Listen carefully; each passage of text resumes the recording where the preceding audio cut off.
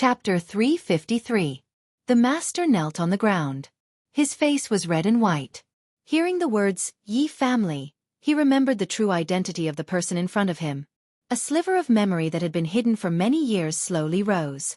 It made him feel ashamed, angry, and afraid. The feeling of shame was easy to understand. After all, back then, he was just a little beggar by the side of the road. To be able to get to where he was now, it was all because of the Yi family. How had the young lady of the Yi family educated people like him? As for the anger and fear, it came from his natural reaction. It was a kind of shame and anger after being stripped naked. Thinking that the imperial envoy was a descendant of the Yi family, he was afraid that whatever he knew in his head, the other party would also know. Then, how could he use those things to threaten the other party? The other party had cut down Master Xiao with one strike. Could he not cut him? The court has treated you well. Fan Xian looked at him and said each word clearly. Putting aside you three masters, even a normal treasurer's annual salary is even more than a third-level official in Jingdo. What are you not satisfied with? A glimmer of coldness flashed through his eyes. Do you think that the production of the palace treasury all depends on your heads? That the 20 million liang of silver every year blinds your eyes and makes you feel dissatisfied and that you should earn more? These words hit the bottom of the treasurer's hearts. The palace treasury's annual production was abundant and sold to various countries under heaven. It brought the Qing kingdom a great profit. Although the treasurer's treatment was already very high, compared to that enormous sum of silver, they still felt uncomfortable in their hearts. They always felt that they earned money for the court and should be given more. This was why they privately took bribes, bent the law, and oppressed the common people. Hearing the imperial envoy say this, although the treasurers did not talk back, the meaning appeared in their eyes. Fan Xian laughed coldly and ruthlessly tore away their masks. Lightly mocking, he said, "The problem is, the things you rely on, are they really the things in your heads?" There was a silence. Everyone, including the officials, acknowledged this reality until Fan Xian said, "Don't forget, before the Yi family appeared, what did you know? Did the technology in your heads fall from heaven? Was it taught by the temple?" Fan Xian scolded, "All of you remember it clearly. This is what the Yi family taught you. Without the young lady of the Yi family, you are just trash, continuing to dig the fields and beg. Why did the Yi family build these workshops in the past? I think all of you have forgotten that you are in front of this official. You still want to use the things that the Yi family taught you to threaten this official. Do you have any shame? The officials behind him looked at each other. Although the court had long stopped pursuing the matter of the Yi family, and Sir Fan Jr.'s past was gradually known to the people of the world, to speak of the Yi family so openly was still somewhat taboo. Fan Xian could not care so much. He was angry, but he wanted to use this opportunity to clear his name. In this world, no matter what you did, you had to be justified. Fan Xian had scolded the treasurers and beheaded them. Disregarding the benefits, he had first taken the flag on a moral level. The manager of the second workshop finally softened. He knelt on the ground and wailed, "My lord, this lowly one knows his mistake. Please, my lord, give this lowly one a chance. Let this lowly one use the skills I learned in the past to serve the court." Although this master was wailing in pain, Fan Xian's sharp eyes did not find any traces of tears on his face. On the contrary, the corners of his lips were pressed tightly together. He couldn't help but smile coldly. He knew that the other still thought he wouldn't continue killing and that the things in his head were still useful. Fan Xian gently clapped his hands. When the clapping was about to end, four old men around 50 years old were escorted into the workshop by Overwatch Council officials. These old men were not bystanders. They were the shopkeepers of Qingyu Hall who had come back from the Central Plain via Danzhou. The Overwatch Council officials set out 4 chairs. Fan Xian rose and, expressionless but deliberately respectful, invited the 4 shopkeepers to sit. The officials, treasurers, and workers were all confused. They wondered who these old men who seemed like they would be blown over by the slightest breeze had the right to sit side by side with the imperial envoy. Although the deputy Ma Jie didn't say anything, he was muttering in his heart. He thought, "Even I am standing behind the imperial envoy. How dare these commoners?" Fan Xian's finger slid across the robe on his body and dipped into some icy rainwater. He smeared it between his brows and slowly rubbed it. He asked, "Do you still recognize who these 4 are?" Nearly 20 years had passed since the Yi family's collapse. The workers in the palace treasury workshop were no longer the same as before. Even the treasurers had never seen the high and mighty 23 head shopkeepers of the Yi family, so they did not recognize who these 4 people were. Even though there were old men from back then, they were too far away and could not distinguish clearly. On the other hand, the second workshop's manager, who was kneeling on the ground, slowly swept his hesitant gaze across the 4 people's faces. He lowered his head and thought for a long while. Suddenly, he seemed to have thought of something and was so shocked that his legs gave way. His originally kneeling posture, he immediately sat down on the muddy water. It had been 20 years since they had seen each other. As a small helper of the Yi family, it took him a long time to remember who the people sitting in front of him were, the old shopkeepers of the Yi family. The second workshop master's body began to tremble. Only now did he know why Fan Xian was so fearless, why he had forced him, the treasurers, to rebel, and why he did not care about what they remembered in their minds. He had brought the old shopkeepers, who had been under house arrest in Jingdo, to the palace treasury. What kind of people were the old shopkeepers? They were the first group of students of the young lady of the Yi family. They were also the masters of all the teachers and helpers of the Yi family. They were also the ancestors of the present palace treasury treasurers. With such a group of old men at his side, the imperial envoy did not care about the problem of lost craftsmanship, nor did he have to worry about the quality of the palace treasury's products. Truthfully speaking, the palace treasury had been single-handedly built by these old shopkeepers. How could they not be managed? Thinking this through, the master's face was full of despair, but there was still a glimmer of hope in the depths of his heart. Opening his mouth, he struggled to crawl toward Fan Xian and wailed, "Teacher, please ask for leniency on behalf of your disciple." Everyone was startled, and Fan Xian was also slightly surprised. He knew that this person was not asking for leniency from him. Following the master's gaze, he found that he was looking at 7th Yi. He couldn't help tilting his head and asking curiously, "7th Yi, was he your former disciple?" 7th Yi's face darkened. He stared at the master's face and said in a raspy voice full of resentment, "He learned from me for a few days."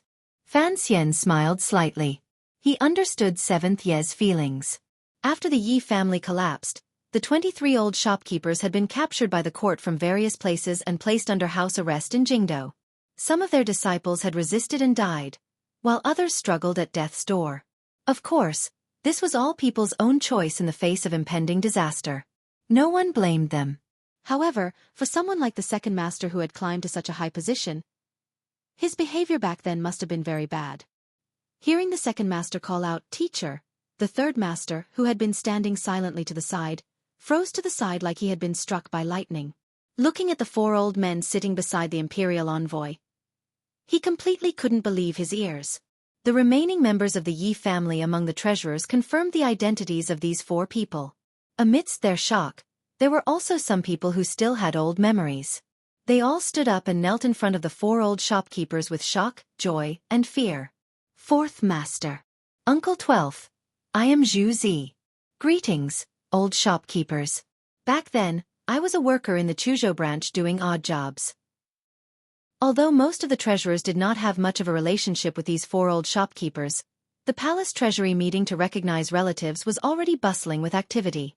Fan Xian's face darkened and he said in a cold voice, "I'll come back to recognize relatives in a bit." Although his expression was unhappy, his heart had calmed down. With the 13 spies as deputy masters and the remaining power of these old shopkeepers, his plan to reform the palace treasury should be able to proceed smoothly. Meeting again after 20 years, the atmosphere in the workshop immediately became somewhat sad. This kind of sadness perfectly diluted the earlier tension. Only the officials of the transport company felt uneasy, and some of the Xinjiang people laughed coldly to themselves. If the scene in front of them got back to Jingdo, the emperor would probably have some opinions about Commissioner Fan. The second master lowered his head and knelt on the ground. He also felt slightly comforted in his heart. Looking at this situation, at most he would receive some punishment. In a moment, he would desperately admit his mistake. For the sake of the old Yi family, the imperial envoy probably wouldn't make things too difficult for him. He glanced sideways at the body of Master Xiao in the distance at the mouth of the furnace and felt a lingering fear in his heart. Fortunately, Xiao Jing had stepped forward first. He also felt some sympathy for that bastard. He thought to himself that a person who had no connection to the old Yi family had indeed died cleanly under the hands of the imperial envoy. Unexpectedly, after Fan Xian had repulsed the treasurers, a faint smile rose to his face and he said, "Take this person away and behead him." "Yes, sir." The second master raised his head and looked around with a perplexed gaze. For a moment, he didn't understand who to behead. Shouldn't things be like this? It was not until he was dragged up by the Overwatch Council officials that he realized the imperial envoy still wanted to kill him. He had wanted to open his mouth to cry out for his innocence, but a clump of dirt blocked his mouth. Seeing the Overwatch Council officials drag the limp master out of the workshop and the water stain on the ground, everyone in the workshop, regardless of whether they were officials or commoners, shopkeepers or treasurers, became deathly silent. They all turned their gazes toward the imperial envoy sitting in the middle. It was as if Fan Xian could not feel the countless gazes and lowered his head slightly.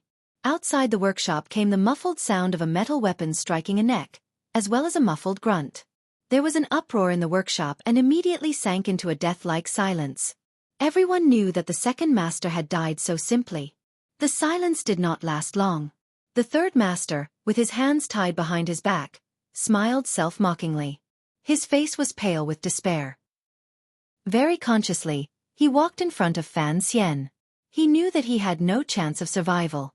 Since the imperial envoy had used the name of suppressing the strike, then he would not be stupid enough to open a court to investigate the case. He also did not need any evidence. He had to kill the three of them on the spot to establish his might. Only then could the four old shopkeepers regain control of the palace treasury technicians. Two of the masters of the three workshops had already died, so he was the third. Fan Xian glanced at him and furrowed his brows slightly. The third master looked at him and gritted his teeth for a moment. He then suddenly said, "I have my own path to death. I don't blame you for digging this pit for me to jump into. However, before I die, I beg you to allow me to ask something." Fan Xian raised his brows and said, "Ask." The third master no longer looked at him. He tilted his head and gazed at the Yi family's 12th shopkeeper beside him. His lips trembled for a while before he said in a trembling voice, "12th uncle, my teacher. Is he well in the capital? I am unfilial and have not been filial these years." "You are?" 12th Yi blinked his slightly muddy eyes and asked this master with confusion. 7th Yi sighed and said from the side, 13th's eldest disciple. "Back then, you had the best relationship with 12th, so he came to ask you." 12th Yi said in shock, "Hu Jinlin? You're still alive? We all thought you died back then." The old shopkeeper suddenly remembered that he was surrounded by court officials. His words were not quite right, so he quickly shut his mouth. Hu Jinlin's face was full of shame. He lowered his head and refused to speak. 12th Yi sighed and said, "The young lady once said that living is better than dying. Us old bones are all struggling at death's door, how can we blame you? Only you ask 13th. Ah." The shopkeeper shook his head and said, "He already passed away a few years ago. Of the 23 people who entered the capital, there are only 15 left now." Hearing that his teacher had passed away, Hu Jinlin completely forgot that he was about to die as well. A great sorrow appeared on his face. Fan Xian listened quietly to the side. Fan Xian listened quietly to the side. He also felt a strange emotion in his heart. The elders of the Yi family were gradually being battered by the wind and rain. The year he first entered Jingdo, there were 23 shopkeepers and 17 people. In less than 2 years, another 2 had died. He looked at the materials piled around the workshop and abruptly became distracted. He thought to himself that time flowed like water. When would he be able to rebuild the name of the Yi family? When would he be able to have the people who should die die and have the people who should live again in the hearts of the Qing people? In a very short time, he had already woken up. Looking at the third master in front of him, he said mockingly, "Although I don't know if you are acting or if you really still have feelings for me, I never planned on killing you. So don't think that you can live because I'm soft-hearted." Hu Jinlin, who thought he was going to die, had no hope of getting lucky after the tragic deaths of his 2 masters. Suddenly hearing these words, on the contrary, he was so shocked he didn't know what to say. Fan Xian said expressionlessly, "Those who are guilty are beheaded, and those who have committed minor crimes are forgiven. I'm not here to settle old grudges." To be continued. If you want to know what happened afterwards, please log on to www.cmfu.com. More chapters. Support the author. Support original reading. Chapter 354. The reason Fan Xian did not kill Hu Jinlin was very simple. The third workshop had always been jointly managed by the Palace Treasury and the Third Bureau of the Overwatch Council. They were specifically responsible for the research of military equipment and ships. The Third Bureau of the Overwatch Council had always been Fan Xian's fellow disciples, so they understood the situation of the third workshop the best. Hu Jinlin was wholeheartedly engrossed in studying the blueprints the mistress of the Yi family had left behind. His personality was wooden and dull. Although he had embezzled a great deal of silver, he had never done something that Fan Xian could not tolerate, such as taking over fields and bullying women. Compared to the masters of the first and second workshops, there was indeed a reason for him not to be killed.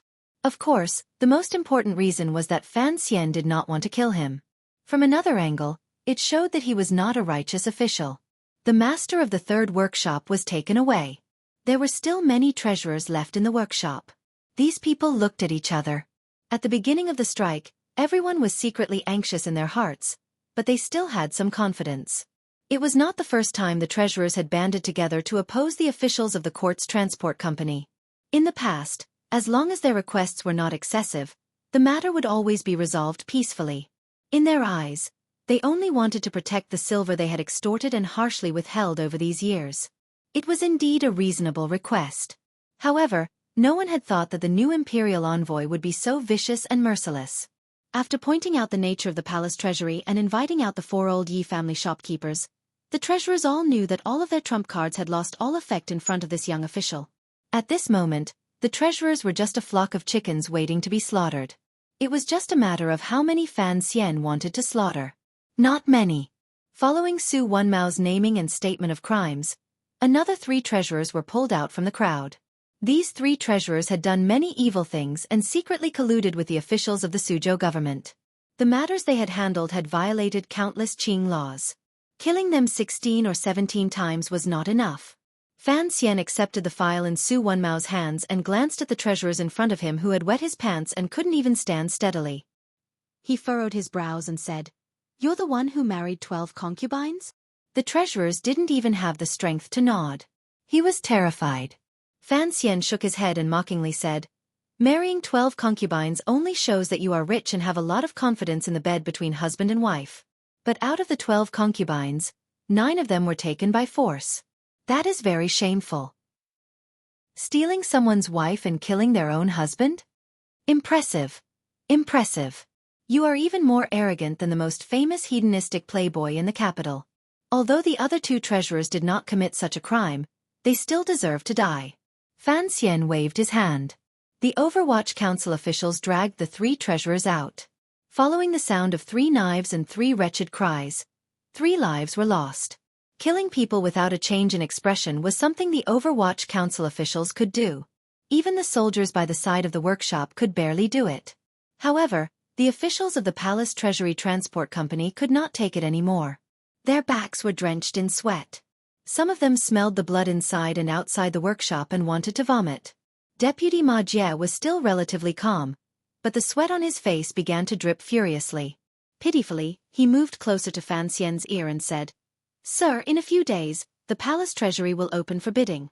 Killing people is inauspicious. Killing people is inauspicious." Naturally, there was no way to save the people who had been killed, but Ma Jie was afraid that Fan Xian's vicious nature would explode and continue to kill. Fan Xian smiled and said, "Sir Ma, don't worry. 6 years ago, Ma Yu, the eldest princess, personally came to the palace treasury for the last time. How many treasurers did she kill?" He extended his thumb and pinky finger and said, 6. I am a junior, so naturally, I won't kill too many. I've already killed 5. That's enough. Hearing these 2 words, the hearts of the officials behind him relaxed involuntarily. The treasurers in front of them were wild with joy. Regardless of who it was, they were all frightened by the 5 bloody heads until their legs felt weak. Only Su Wenmao suppressed the displeasure in his heart after a moment of surprise and didn't say anything. Deputy Ma Jie furrowed his brows, thinking that there was more to the imperial envoy's words. The eldest princess had killed 6, and he had only killed 5. If this matter went wrong in the future and the imperial censors reported him for violating court law and killing indiscriminately, It looked like there would be an explanation. It seemed that although this imperial envoy was young, his thoughts were ruthlessly meticulous. He could not miss the path that his cousin, Ren Shaoan, had painstakingly paved for him. After thinking through this matter, Deputy Ma Jie solemnly agreed to Fan Xian's following appointments and measures without a trace of evasion or conflict. Although some of the officials of the Palace Treasury Transport Company were unhappy, since the head and deputy had set the rules, they could not oppose it. In Fan Xian's plan, the masters of the 3 large workshops were either dead or imprisoned. It just so happened to free up the 3 most important positions for the 3 old Yi family shopkeepers to temporarily hold. Additionally, the traitor treasurers, who had reported their colleagues' crimes to the Overwatch Council, would take on the positions as assistants. It could be considered making up for the old shopkeepers' lack of familiarity with the palace treasury after not returning for 20 years. Killing first and planting spies among them. With these arrangements, the entire group of treasurers could be considered stabilized. In the future, the traitor treasurers only had to guard against the treasurers below them feeling discontent and purposely picking on their mistakes. When they did things, they had to be particularly careful. Once the group stood, these deputy masters would be particularly vicious and stare at the subordinate treasurers. The two clashed. Presumably, the things that Fan Xian did not want to see would gradually decrease. 3-day order, there's still half a day, Fan Xian said. Don't look at me. I know you can all read. Go back. Some of the workshops that you should be in are hundreds of li away. If you don't hurry home to raise the money and then return to the workshop to work, are you going to continue standing here like clay figurines? Fan Xian said, those who didn't die, spit out the silver and give me a clear account of what you have done. Write a note yourself. His voice gradually became cold at the end. After saying this, he walked out of the large workshop under the terrified gazes of the treasurers. The soldiers General Yi led gradually dispersed. The Overwatch Council officials all returned to their positions. It was still unknown who the spies placed in the workshops were. The officials whispered among themselves, but no one knew what they were talking about. The workers had watched a great show. After the treasurers had been taught a lesson through blood and fire, they became particularly obedient and terrified. The heavy rain outside gradually stopped. A lively palace treasury strike incident ended in such an absurd and nonsensical manner under Fan Xian's knife and the shopkeepers' old faces. The treasurers and officials returned the silver smoothly. After Fan Xian had examined them one by one, he also gently raised his noble hand. As long as they did not hide it too far, he left them some face and did not squeeze everyone dry of their family property. Being an official was only for money. If they were all swept clean, the officials of the palace treasury would not be able to show it on the surface, but they would certainly have a great knot in their hearts. When they did things, they would be incomparably lazy. Even with all 5 fingers spread open and pulling at the silver, the Yaman's 3-day order still recovered a large amount of silver. Even though Fan Xian's family was extremely wealthy and he had seen a lot of things in this life, looking at the number on the account, he still sucked in a cold breath in shock. He felt a faint regret in his heart. This matter had become a big deal. It was impossible to hide it from Jingdo. Under the eyes of everyone, the silver that was cleared, other than the wages owed to the workers these years, had to be sent into the palace treasury's special accounts. It was impossible for him to move it personally. If he had known earlier that the treasurers were the fattest corrupt officials in the world, perhaps Fan Xian would not have organized such a purge. Instead, he would have directly had the swordsmen of the 6th Bureau of the Overwatch Council be thieves. Other than things like land deeds, he would have stolen the rest of the banknotes into his own private hands. He was currently short of silver. If he could have this large sum of silver, he would no longer need the help of the North, and it would prevent new problems from arising in the process.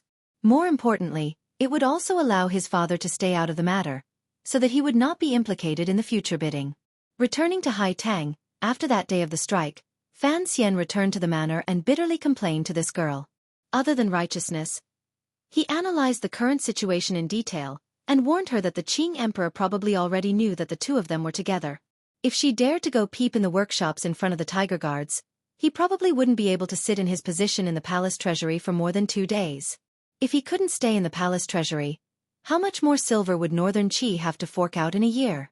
Haitang was a bit innocent. She thought that she was just bored, so she wanted to go for a walk. How did it involve some conspiracy? Fan Xian was a bit suspicious. On the surface, he didn't bring up the matter again, but in his heart, he was still a bit uncomfortable. Fortunately, the palace treasury affairs were gradually moving on the right track. This process only needed a few days. It had to be said that Fan Xian's cold-faced killing during the strike had deeply intimidated everyone. Furthermore, the old shopkeeper's reappearance and Fan Xian's clever arrangements had all played a large role. The workers once again received the wages they had worked for many years. The girls who had been forcefully taken also returned to their homes.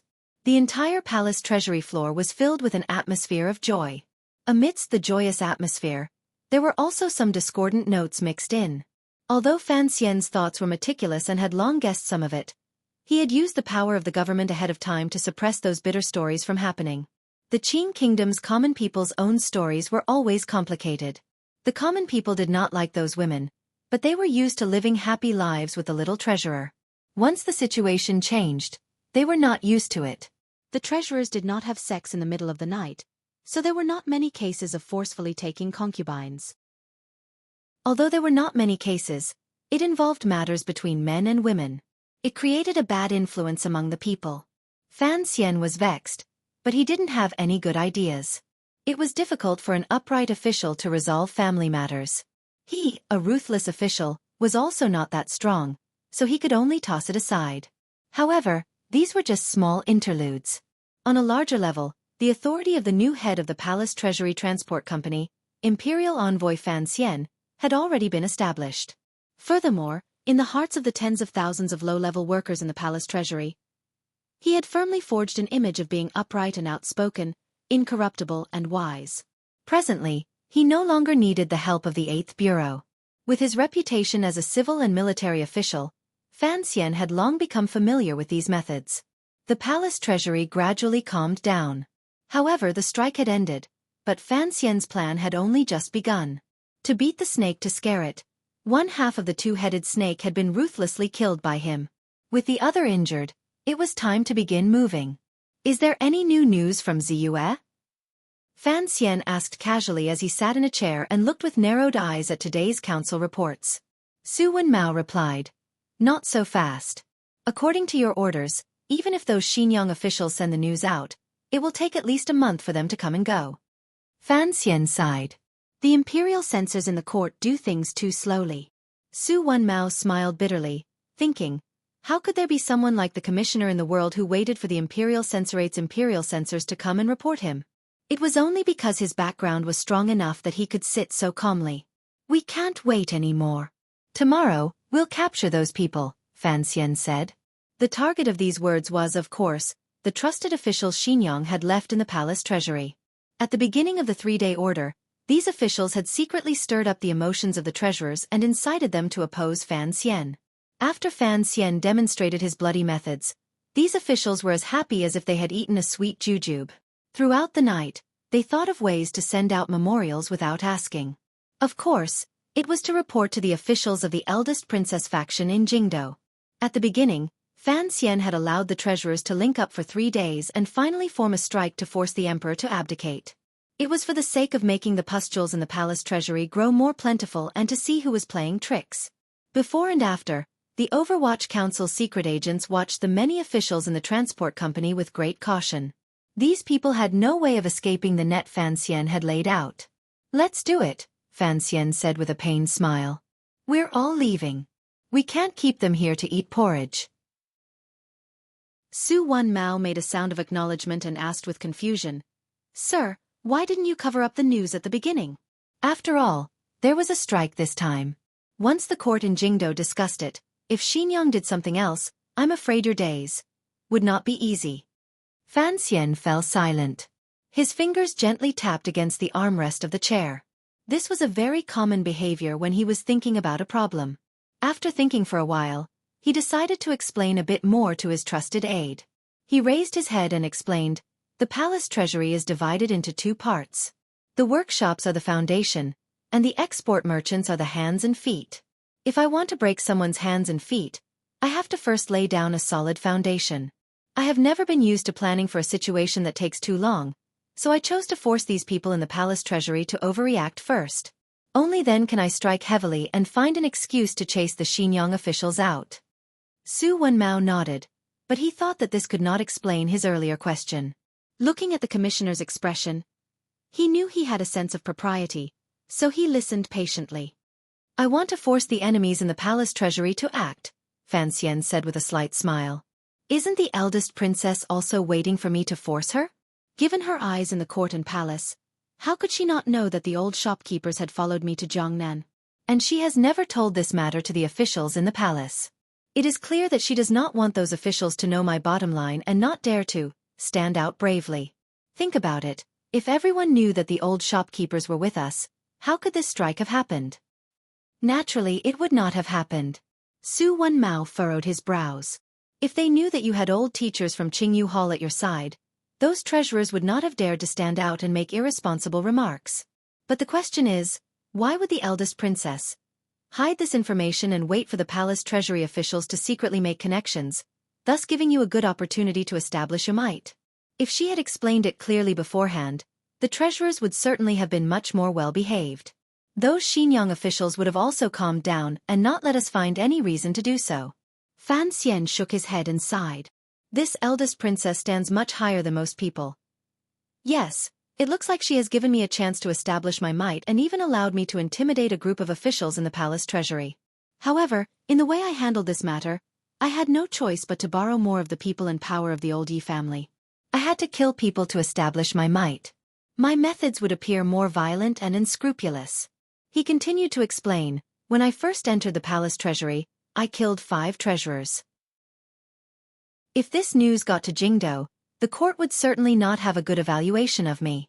As for using the old shopkeepers to control the palace treasury, it would touch on some people's taboos in the palace. The eldest princess covered this pot of porridge and waited for it to boil. It looked like she wanted me to eat it, but in reality, she wanted to burn my mouth. Su Wenmao worriedly said, "Speaking of which, when you handled the strike that day, your words seemed to touch on some taboos." Fan Xian smiled and didn't say anything. Su Wenmao's face was full of seriousness. After the strike, killing people, and the old shopkeepers get back to Jingdou, no matter what, the court will reprimand you. At the very least, your actions are reckless and careless, unbearable. He closed his mouth, but Fan Xian smiled and continued, "Unbearable? At the very worst, they could secretly say that I have different aspirations and still remember the Yi family in the past and so on." Su Wenmao paused and immediately understood what Commissioner Fan feared the most in his life. He involuntarily sucked in a breath of cold air. Only now did he finally feel the eldest princess methods. She had not done anything. She had only secretly helped Fan Xian hide the news of the old shopkeepers heading south. She had been able to place Fan Xian on the mouth of a very dangerous volcano. Since you understood the plan so well back then, you should have brought out the old shopkeepers at the first opportunity. You should have been more cautious in your actions. He gathered his courage and admonished Fan Xian. Fan Xian shook his head and said, "The eldest princess calculated that I had to intensify the conflict in order to take control of the palace treasury as quickly as possible. As for the aftermath, it is something I cannot care about right now. So, on this point, even if she watches coldly from Jingdou, I still have to do it." He smiled coldly and said, "As for the trusted officials of the palace treasury being dug out by me because of this, presumably, she also knows that with the help of the Overwatch Council, these people will not be of any use in the next few years. On the contrary, they will bring her unwanted trouble. Since they are already useless people, why would she care about their life or death? They are just a few abandoned chess pieces to give me some trouble before they die. Since no matter what she does, it is impossible to stop my complete takeover. Of course, the eldest princess is willing to see that my takeover will cause some trouble and bring me some hidden worries in the future." The so-called hidden worries in these words were naturally the noble's understanding of Fan Xian. Perhaps there would be some subtle changes because of the palace treasury matter. Who knew if the cold-blooded side Fan Xian showed in handling the palace treasury matter would touch the Empress Dowager's sensitive nerve or make the Empress and the Crown Prince think of the Yi family in the past. Making connections was like a venomous snake that ate at one's heart and soul. Before Fan Xian had enough power to deal with them, perhaps they would become wary. The Empress Dowager, the eldest princess, and the Empress were a group of women in the harem. The Crown Prince and the second prince were a pair of quarrelsome lovers. If they once again united because of Fan Xian's existence, and if the Emperor would have some kind of suspicion toward Fan Xian, the eldest princess would laugh. The eldest princess should laugh, and Fan Xian should cry. In the palace treasury matter, the so-called with the shopkeeper in hand, I have the world. The eldest princess had to accept this reality, so she only wanted to obtain some benefits from it. What should I do next? Fan Xian lowered his head and said faintly and insipidly, nothing much. According to the director's words, the eldest princess's vision is still limited to one palace. If the imperial censorate really accuses me this time, I'm afraid she will suffer a loss. Su Wenmao looked at him with disbelief.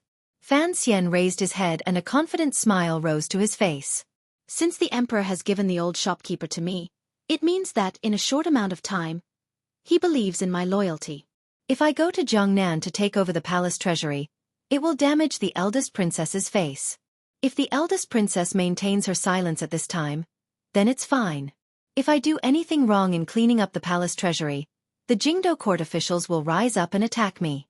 The emperor can't help but be suspicious. As for the problem of the old Yi family, it won't affect me too much. I want this pot of porridge in the palace treasury to be cooked quickly. The eldest princess likes me to use a fierce fire, but I hope she will secretly help me use a fierce fire. Fan Xian smiled and said, although my actions in the palace treasury are impudent and worthy of suspicion, I did not purposely hide it. Naturally, the emperor believes in my sincerity. Although the eldest princess looks on coldly from the side, she is scheming without authorization. This is the so-called insincerity.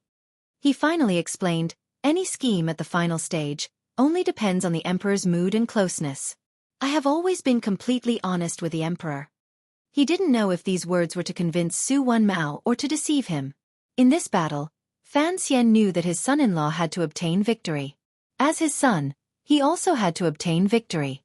After the emperor had established the second prince as an enemy for the crown prince, he had now successfully established Fan Xian as the most valiant whetstone.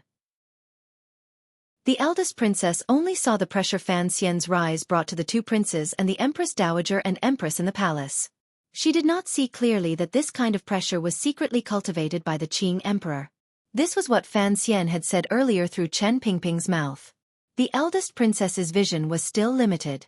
It was not the limitations of history, but the limitations of her butt. After all, she was not an emperor who sat on the dragon chair and looked down on the world. To be continued. If you want to know what happens next, please log on to www.cmfu.com.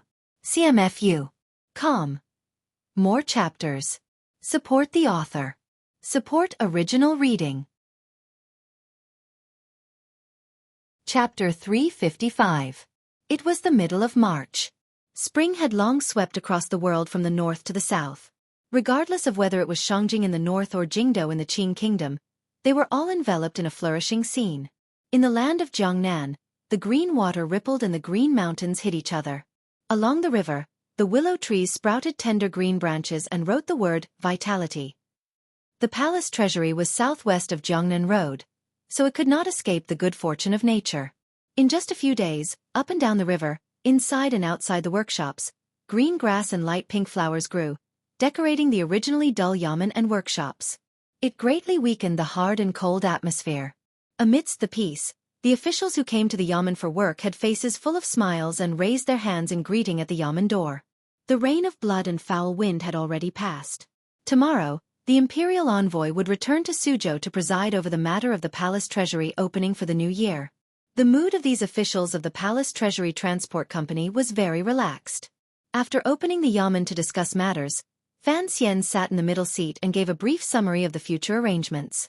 However, there were no trusted aides among these people, so what he talked about was the usual routine, such as the arrangements for the various workshops. Other than reiterating the Qing laws, he also mentioned that the court had specially revised the rules for the palace treasury. They could not be disobeyed. Regardless of whether it was wages or salaries, they all had to be distributed promptly. The daily security and security work also had to be more vigilant. Hearing the imperial envoy say this, the officials also agreed. With those 5 heads in front of them, no one would be stupid enough to contradict him face to face. Fan Xian arranged for Su Wenmao to stay. However, he did not have an official position in the transport company, so he temporarily moved his subordinates to the 4th Bureau. Together with Dan De, he led the Overwatch Council officials and secret agents in the palace treasury.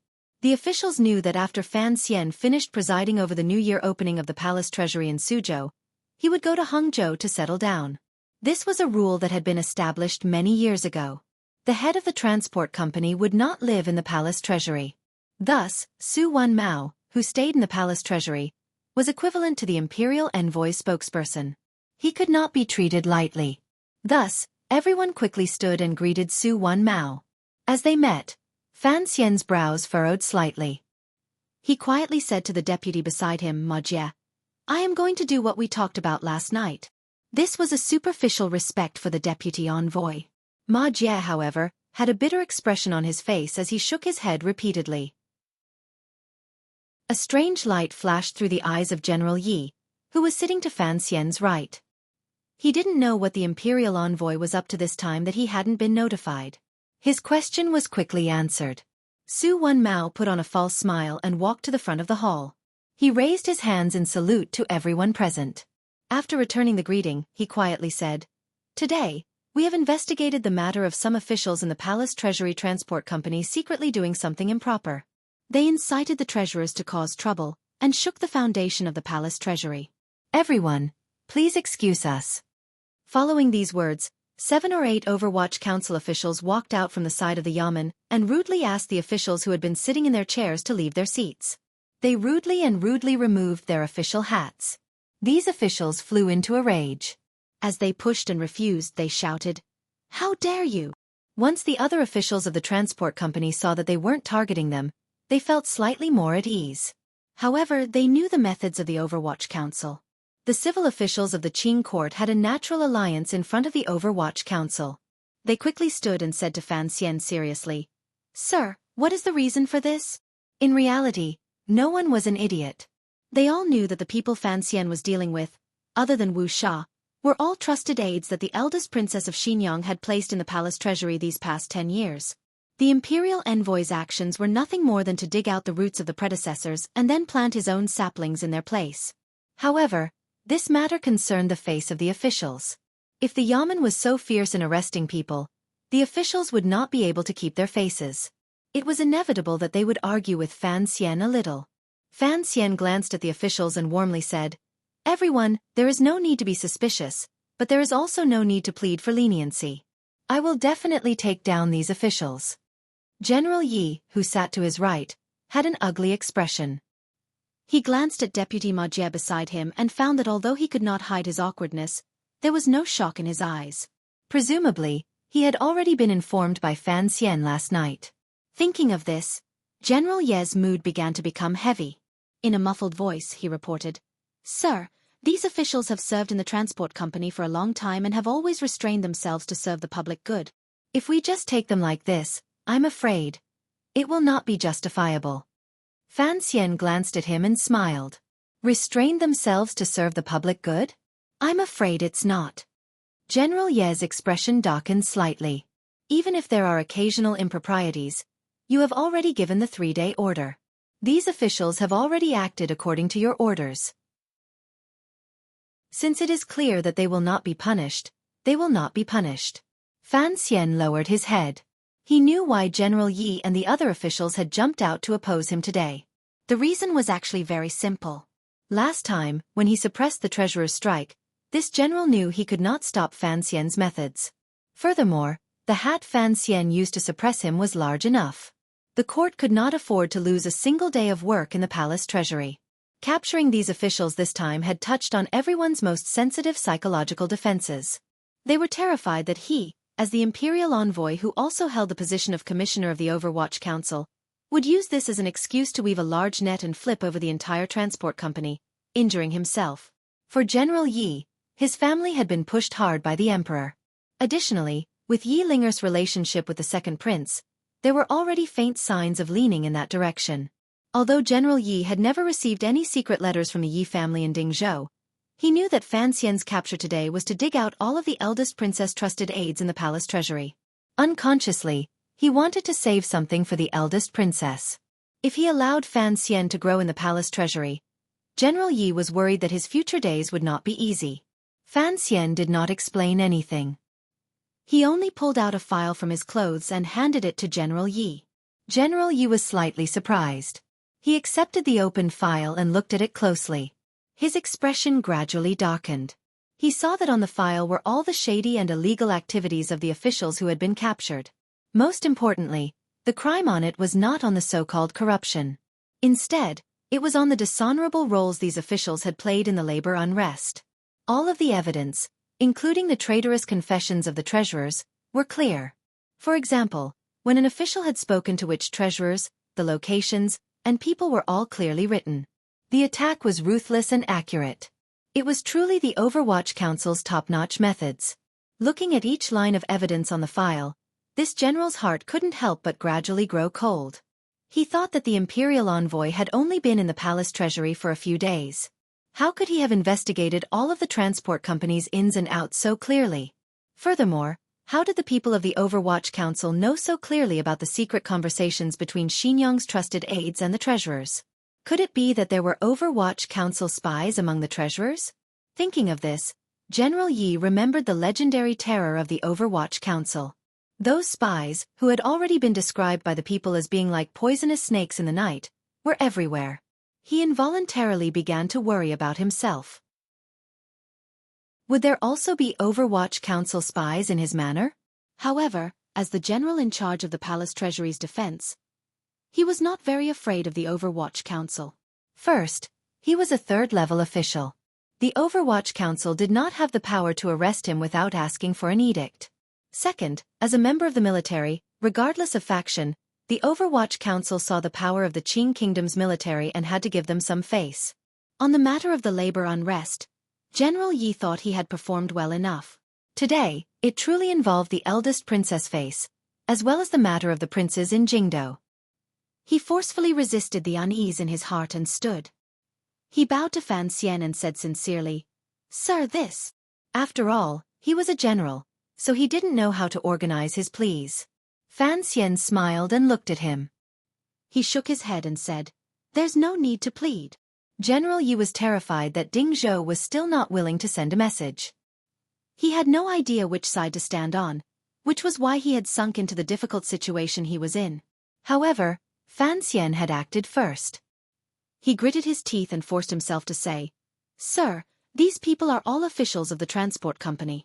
I wonder if you want to take them as the head of the transport company or as the commissioner of the Overwatch Council."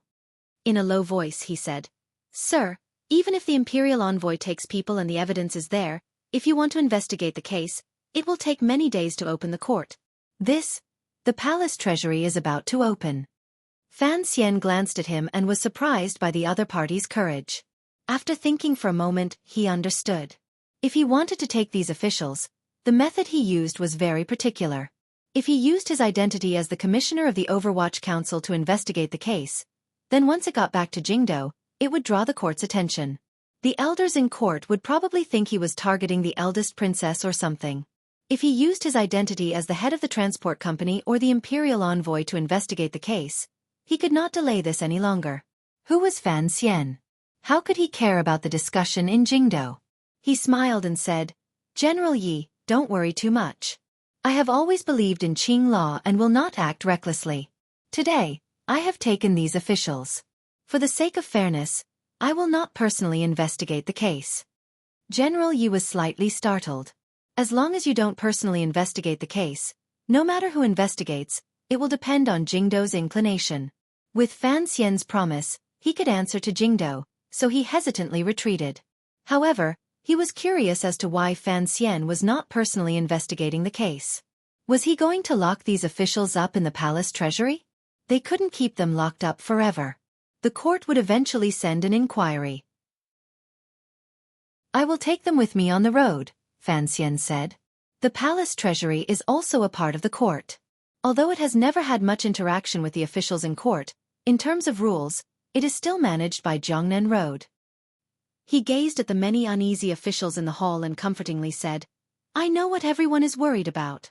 Don't worry, I am not a vengeful person. Just as I said to General Yi earlier, for the sake of fairness, I will not personally interrogate these people. Instead, I will hand them over to the governor of Suzhou."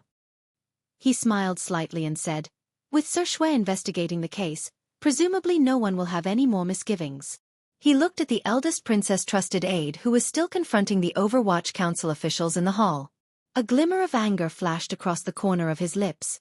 When did catching people become a game of eagle catching chicks? Su Wenmao's face reddened slightly as he glared fiercely at his subordinates. The Overwatch Council officials felt ashamed in their hearts.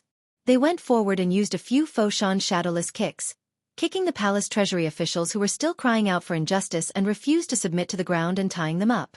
The officials in front of the hall couldn't help but shake their heads. They had wanted to persuade the imperial envoy to at least leave some face for the officials. Thinking of Fan Xian's earlier display of warmth and sternness, they were intimidated by that kind of warmth, coldness, and mood swings. They didn't dare to open their mouths and plead for mercy. As a subordinate, they were not afraid of their superior's cruelty. They were afraid of their superior's moods and not knowing when they would pull out that knife again. Fan Xian's last opening of the palace treasury yamen thus ended. After the hall dispersed, he asked Deputy Ma Jie to stay behind. The two of them sat in the garden behind the manor. As they got close to the scent of spring, they talked about some matters that carried the chill of autumn. Don't blame me for being too ruthless. Fan Xian rubbed the slightly dry corners of his eyes and said, since they dared to make a move at the beginning of my tenure, then don't blame me for taking down their black veil. Ma Jie smiled bitterly. Although in name, he and Fan Xian were deputy and it appeared that there was not much of a difference in rank, he knew that in reality, the power in the hands of the young master in front of him was shockingly great. It was even more terrifying than that of the princes.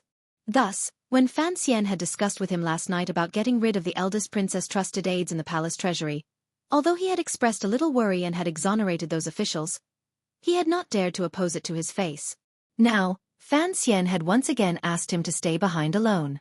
Furthermore, he had said such honest words in front of him. Ma Jie knew that Fan Xian was preparing to raise him as a trusted aide. While he was secretly happy, he was also a little worried.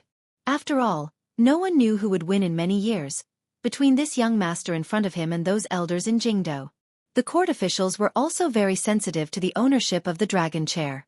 Although it looked like the crown prince would ascend the throne, the emperor's behavior these 2 years had been too strange, so no one dared to completely believe it. If it was the second prince ascending the throne, everyone knew that Commissioner Fan and the second prince did not have a good relationship. If he was determined to follow Commissioner Fan and the second prince inherited the throne, he would certainly not have a good end. This was what Ma Jie had been secretly worried about. However, he also knew that although one had to suck up to both sides in officialdom, when it came to important matters such as choosing sides, the biggest taboo was to be an opportunist. Today was the last day before Fan Xian left the palace treasury. Talking to him again was, of course, to make his attitude clear. Ma Jie had thought about it all night, so he was not very flustered. Calmly he said, everything you have discussed is what I have requested. I will immediately write 2 documents on this matter. One will be sent to the Hall of Governmental Affairs.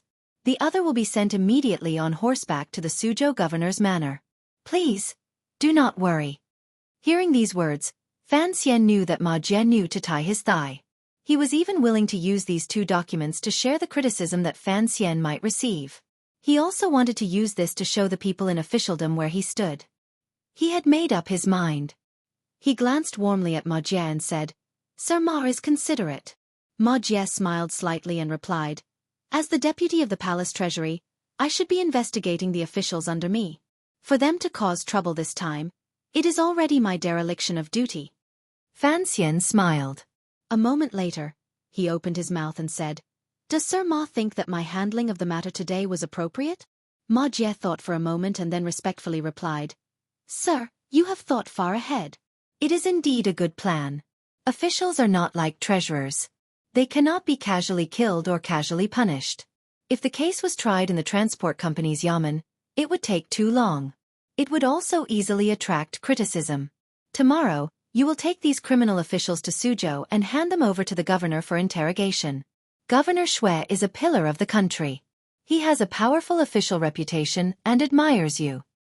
He will certainly be able to help the court investigate this case and give the emperor a good explanation. Fan Xian gave a silent praise in his heart. This deputy had indeed guessed his thoughts clearly. Fan Xian was going to find a way to get rid of Xinyang's trusted aides in the palace treasury. Although the strike this time had given him a good excuse, If he completely did it himself, it would not be appropriate. The matter involved the eldest princess, princes, and other nobles in the palace. Throwing this hot potato to that super-ranked official was a clever move. First, the Jiangnan road governor had jurisdiction over this matter. Second, although Xueqi would secretly curse him, as a border official, his position was different. He was not afraid of the eldest princess far away in Jingdou. On the contrary, he would be wary of Fan Xian deep in the heart of Jiangnan. Weighing the two, Xueqi should know very well what he should do. Before coming, Shaowen had mentioned to me that this cousin of mine has the talent to save the world. After getting to know each other these days, it seems that Shaowen was indeed not boasting. Fan Xian smiled and changed the topic. He once again began to use Ran Shaowen as a middleman to close the distance between the two of them. Ma Jie smiled and said, 2 years ago, when the commissioner entered the capital, you and Shaowen hit it off at first sight. When Shaowen sent letters, he often mentioned your shocking talent and that in the future, you will definitely be an official who can save the world. The deputy and principal chatted happily and gave each other high hats and flattery. They also agreed on the procedures for future trips to the palace treasury. Then, they raised their hands and bid farewell. Seeing him to the door of the garden, Fan Xian looked at Ma Jie's slightly bowed body and blinked his eyes. It looked like there were indeed a number of powerful figures in court. However, those people lacked many favors from his previous life, so they didn't have many opportunities to display them. After today's matter was settled, the palace treasury would have no major problems. He also felt relaxed. Furthermore, the work of stuffing trusted aides into the transport company would gradually begin in the middle of the year. With Ma Jie's help, this matter would go smoothly. At this moment, Fan Xian could not guess what it was that made Ma Jie choose him and not the legitimate prince.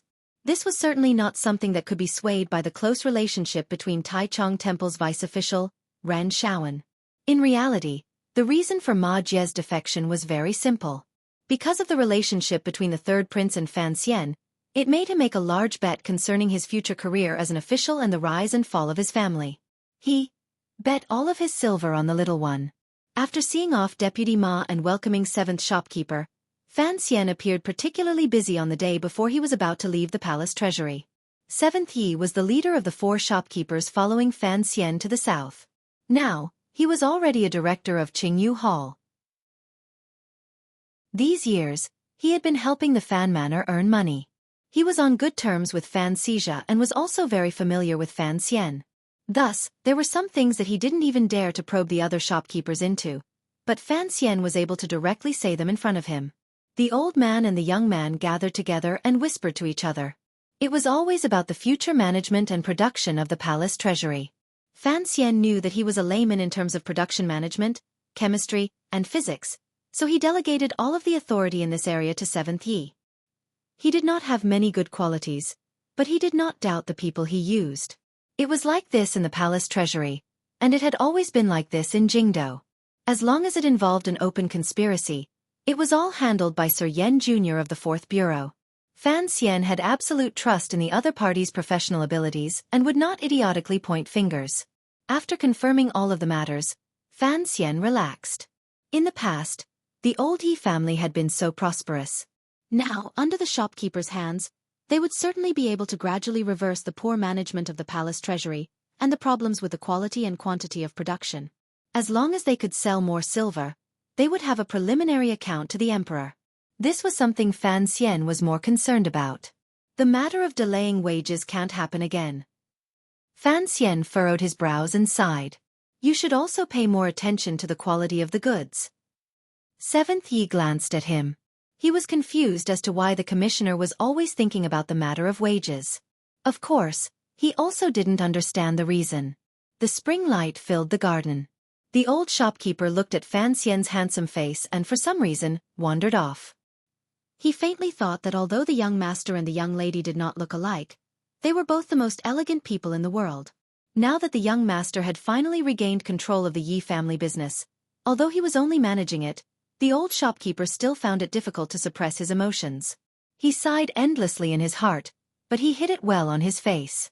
The reason he had to hide it was because after nearly 20 years of house arrest in Jingdou, these old shopkeepers all knew that there were some things that could only be done and not said. If there was any sign, it would bring unnecessary trouble for the young master. I had wanted to ask you to go to Northern Qi to help the second prince. Fan Xian didn't notice Seventh Ye's thoughts and smiled bitterly. I didn't think that those eunuchs would keep following. The palace is very strict, so I could only have you come to the palace treasury. Seventh Yi smiled slightly and said, For your sake, the eunuchs are already very gentle to us. The second young master was born to be a merchant, so you don't have to worry. As for the palace treasury, you should know that I very much wanted to come back and take a look. Fan Xian fell silent. A moment later he said, Su Wen Mao is here. If you feel any discomfort or if anyone dares to raise an eyebrow at you, tell him. I've already told him. Since we've left the capital, we can't suffer any more grievances. Seventh Ye's heart was moved, but he didn't say anything. A gust of wind blew past. Before the tender green leaves on the green tree in the courtyard had fully grown, they were blown off.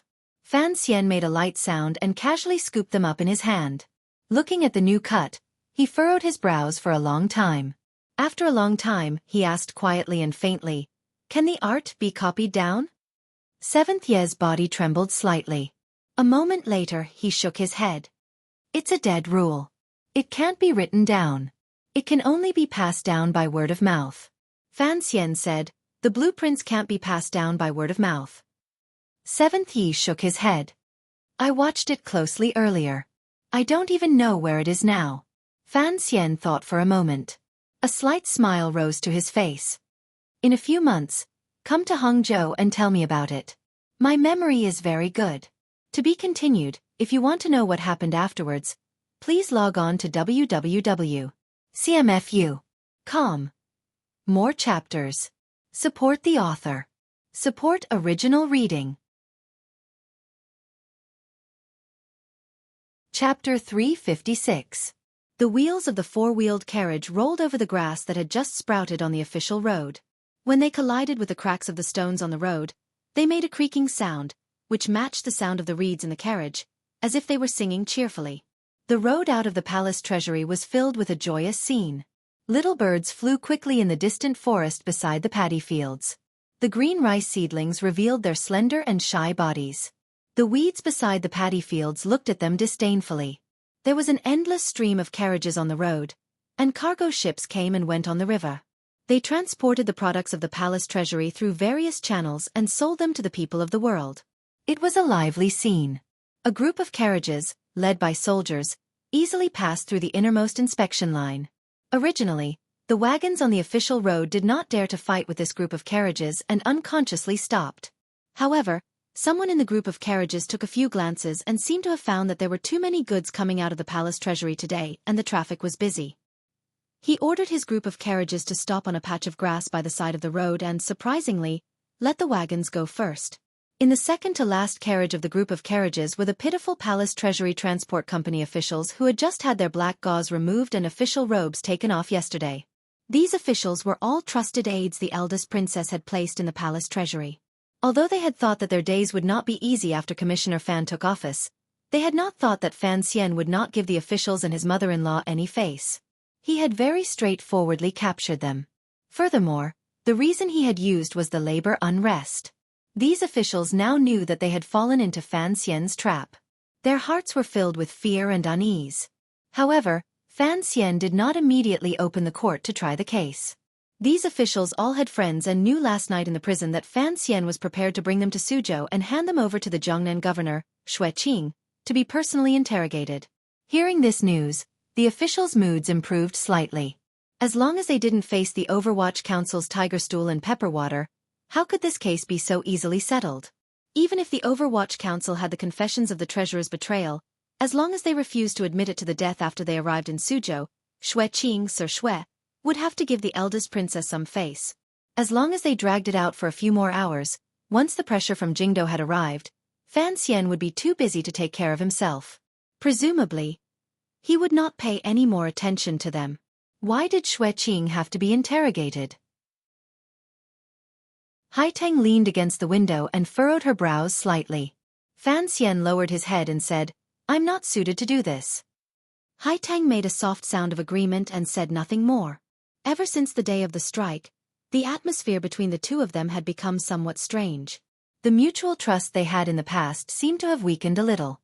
They treated each other politely, but there was also a hint of unfamiliarity.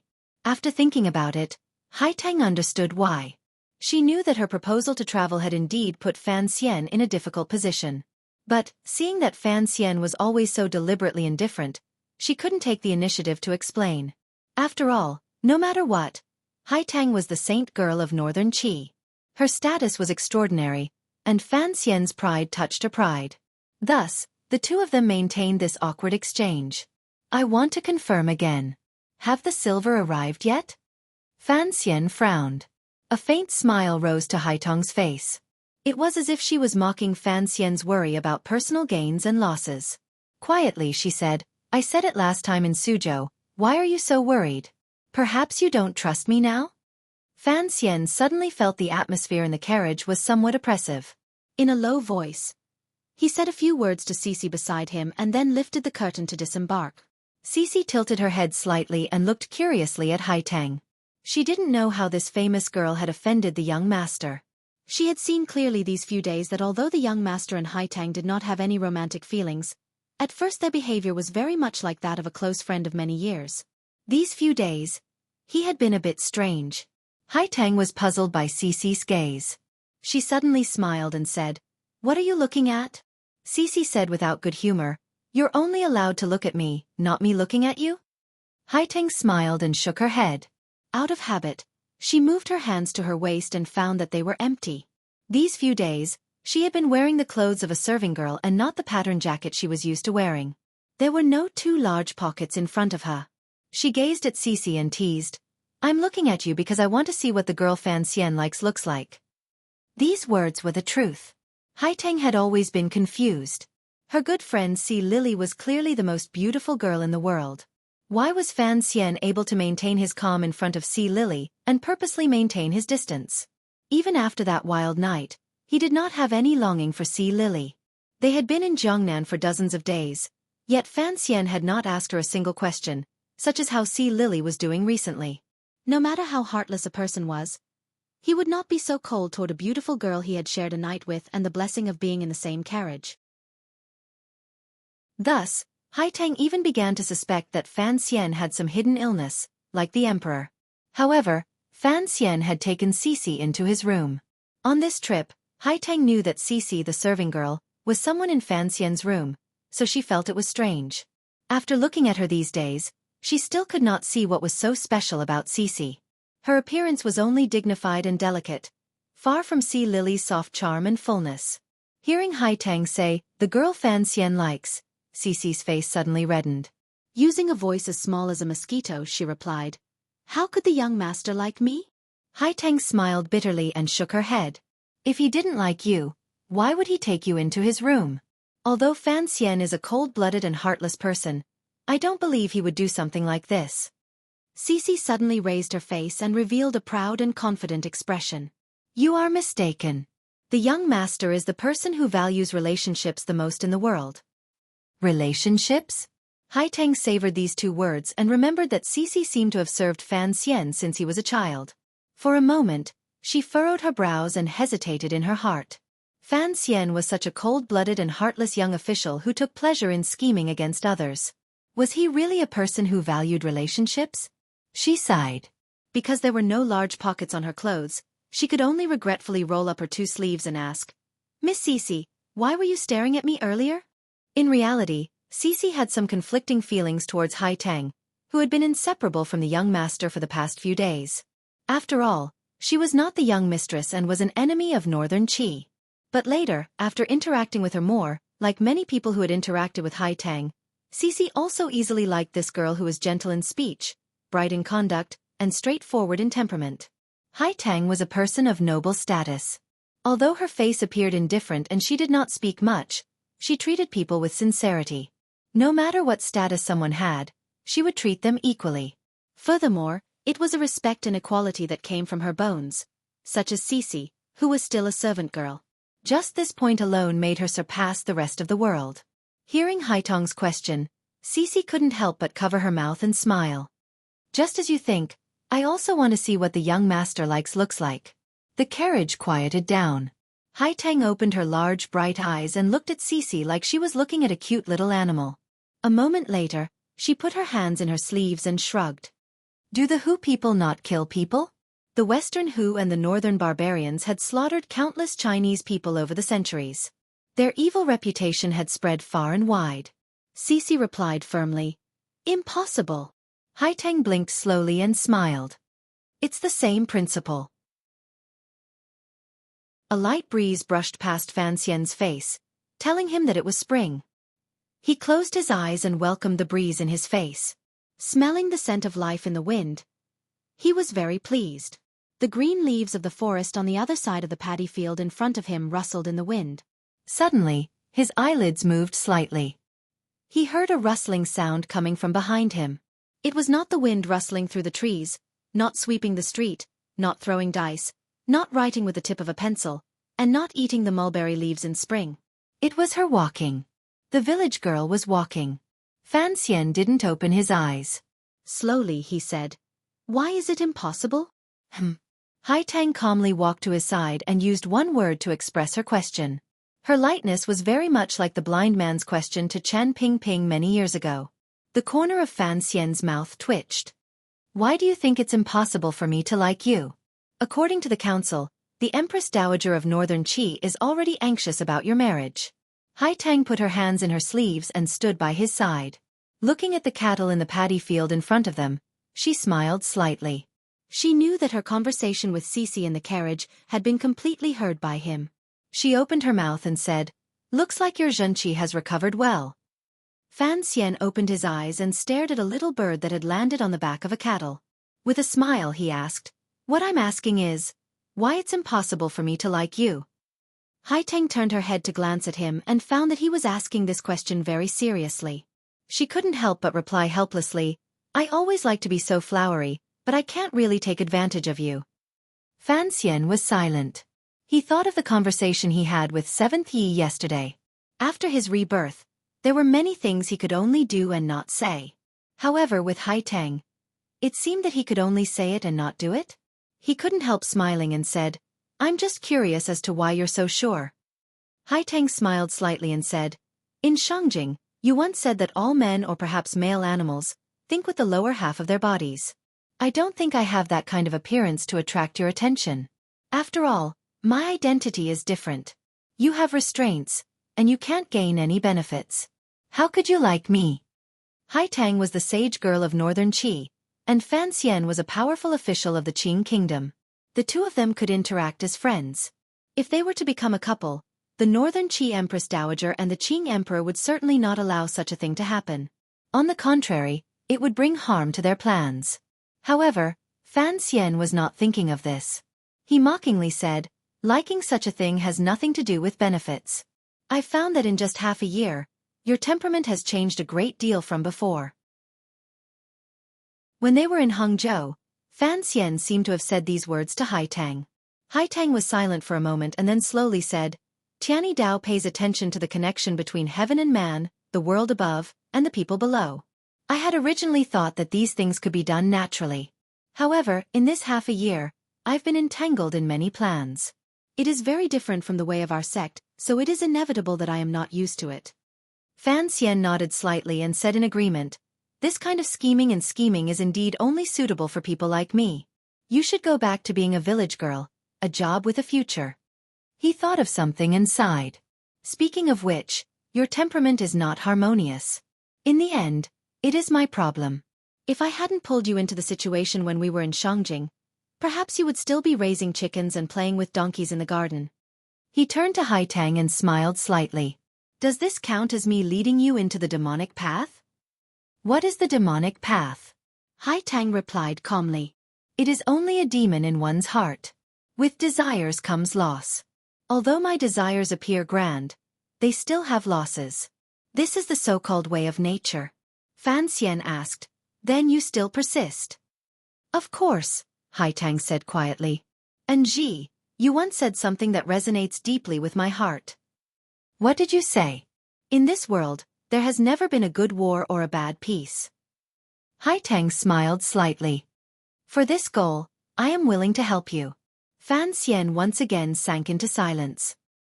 He looked at the scene in front of him in a daze. He saw that the bird, perhaps on the mud-covered body of the ox, did not find any parasites to fill its stomach, so it flew away with a whoosh. Actually, you don't have to feel too inferior. Fan Xian turned his head to look at Hai Tang. Very seriously he said, I've always felt that you look very dignified. Hai Tang was speechless.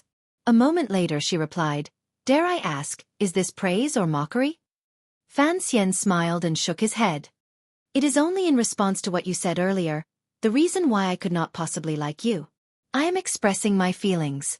Hai Tang finally couldn't resist rolling her eyes at him like a little girl. It was very rare. Fan Xian felt an itch between his brows. He stretched out his finger and rubbed it. Don't compare yourself to me. Compared to me, there aren't many women in this world who are beautiful. He gloomily said, This is not my problem. This is my parents' problem. No matter how calm and composed Hai Tang was, she was still a teenage girl.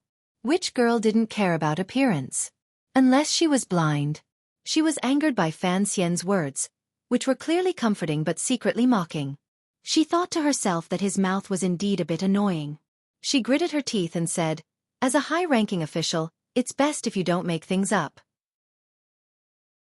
Fan Xian didn't seem to notice her anger and explained seriously, I'm not making things up.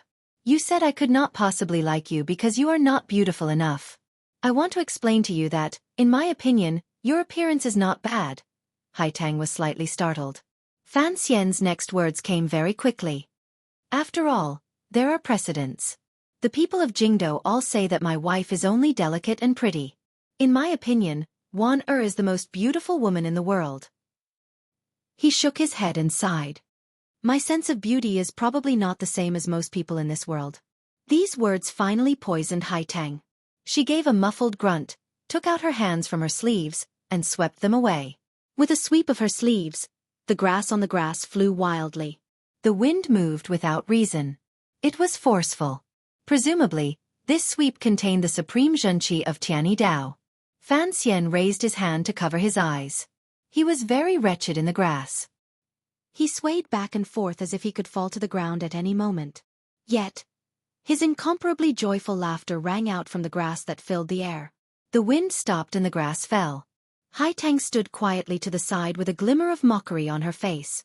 Looking at him, she said mockingly, After humiliating me, have you vented the anger from 2 days ago? Fan Xian sighed and smiled slightly. Duo, are you still breathing? This was the first time he had referred to her as Duo after the strike.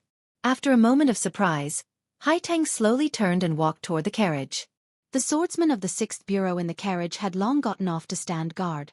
The tiger guards, with Gao Dao in the lead, watched Hai Tang cautiously. After all, Fan Xian's subordinates didn't know what had happened during the earlier gust of grass. They were afraid that Hai Tang would suddenly attack. Fan Xian followed and smiled slightly. Don't be in a hurry to get on the carriage. Walk with me.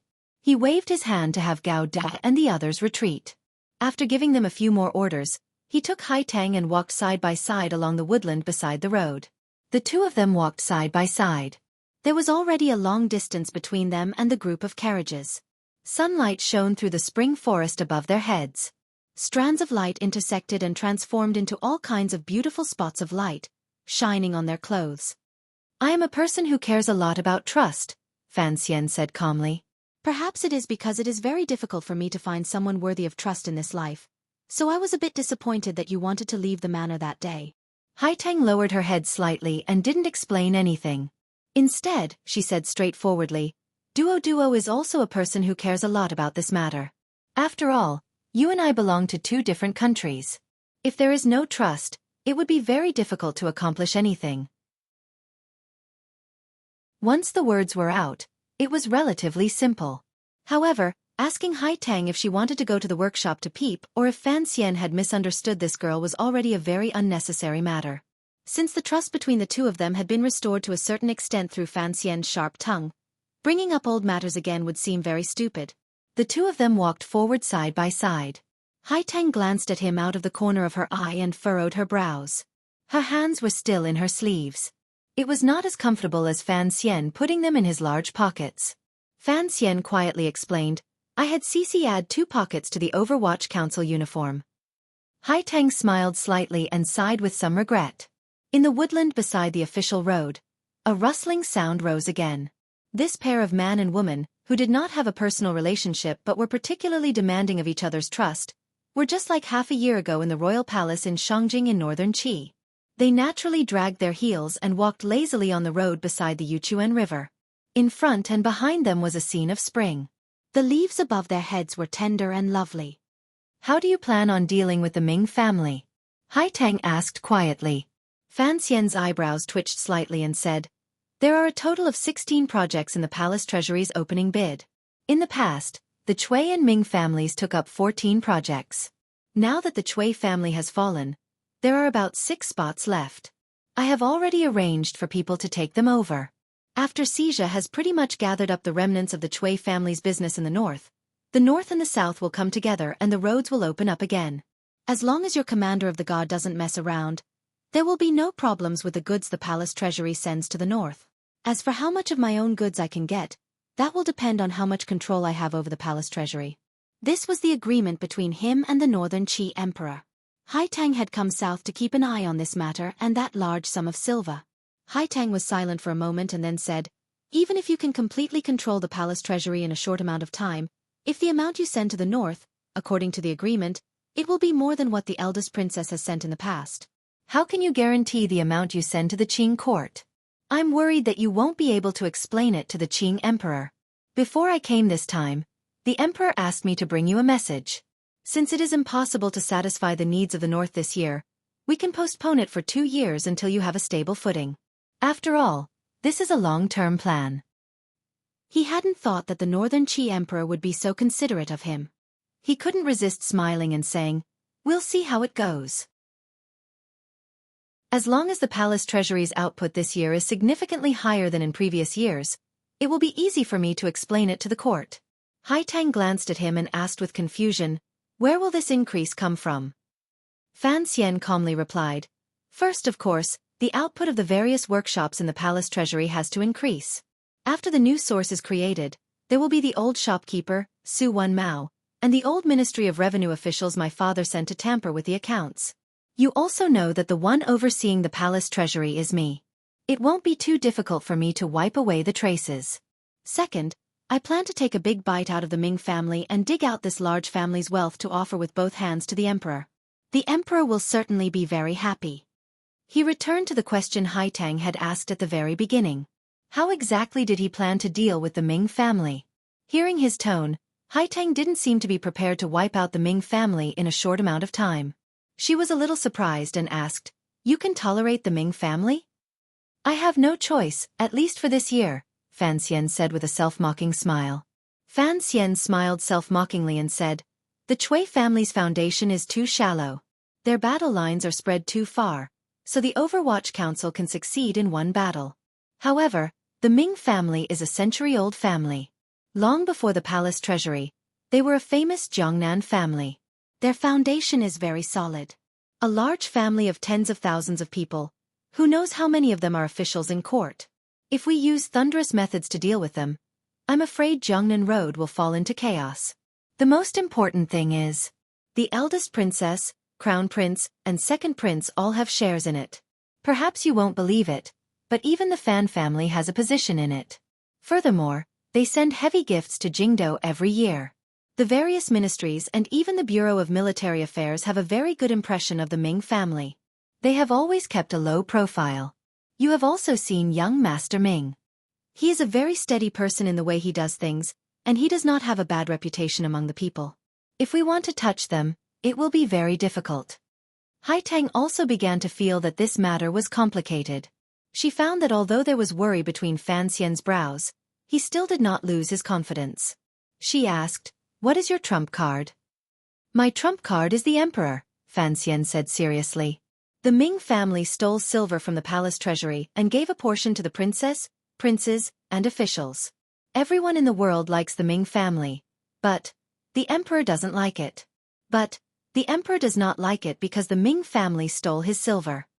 Not counting the words below, first of all, I sincerely request for monthly tickets, because Old Six position is very dangerous. 3,000 RMB. At this time, I have to take the night train to Guangzhou and arrive tomorrow. It's just that the journey will be long, and I have to pack up and make arrangements, so the updates for the next few days will be a little less messy. Please understand. Why do I have to go out? It's not that I have anything to do, it's just that I'm getting moldy from sitting at home. I need a change of environment and adjust my state of mind. Perhaps everyone doesn't understand the feeling of sitting alone at home from body to brain. Ever since I started writing the Qingyu year, my life has become rigid. Every day, I stay at home, sit, and occasionally go out, but I don't dare to drink. A life without the word presumptuous is very depressing. Lying on the bed, Wu Zhu and Fan Xian were still fighting in their heads. At 30 years of life, they finally understood the feeling of insomnia. Of course, I think this is a necessary professional attitude and occupational disease for writers. Other than a professional attitude, I need to adjust, so I decided to stay in Canton for a few days. It won't be too long, and it won't affect my writing. I just need to go out for a walk. The friend who wrote The Evil Ming is also in the same predicament, but he doesn't have time to drink with me. I also don't dare go to his place, so I can only go south. I hope everyone's body and spirit are not sub-healthy, and smile more in life. In the end, I still firmly extended my hand to ask for a monthly ticket. Chapter 357. After hearing Fan Xian's analysis, Hai Tang felt slightly reassured.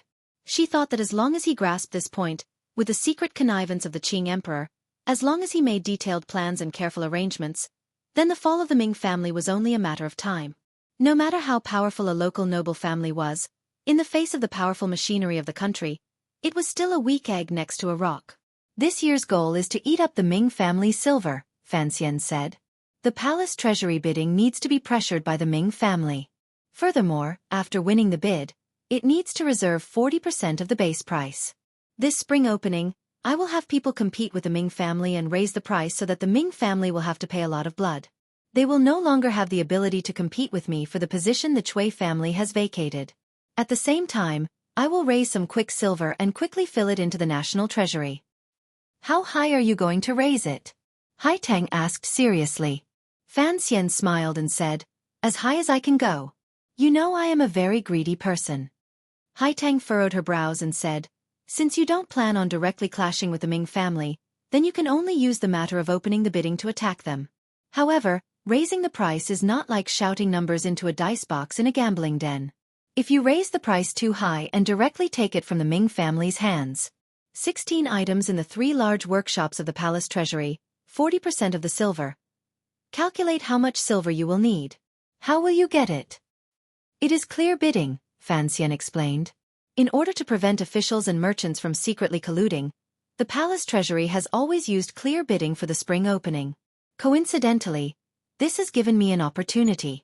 Since everything is done in the open, naturally I will. He thought for a bit and did not continue to hide anything. In a quiet voice he said, I will have Xia Qifei name a suitable price and then let the Ming family know.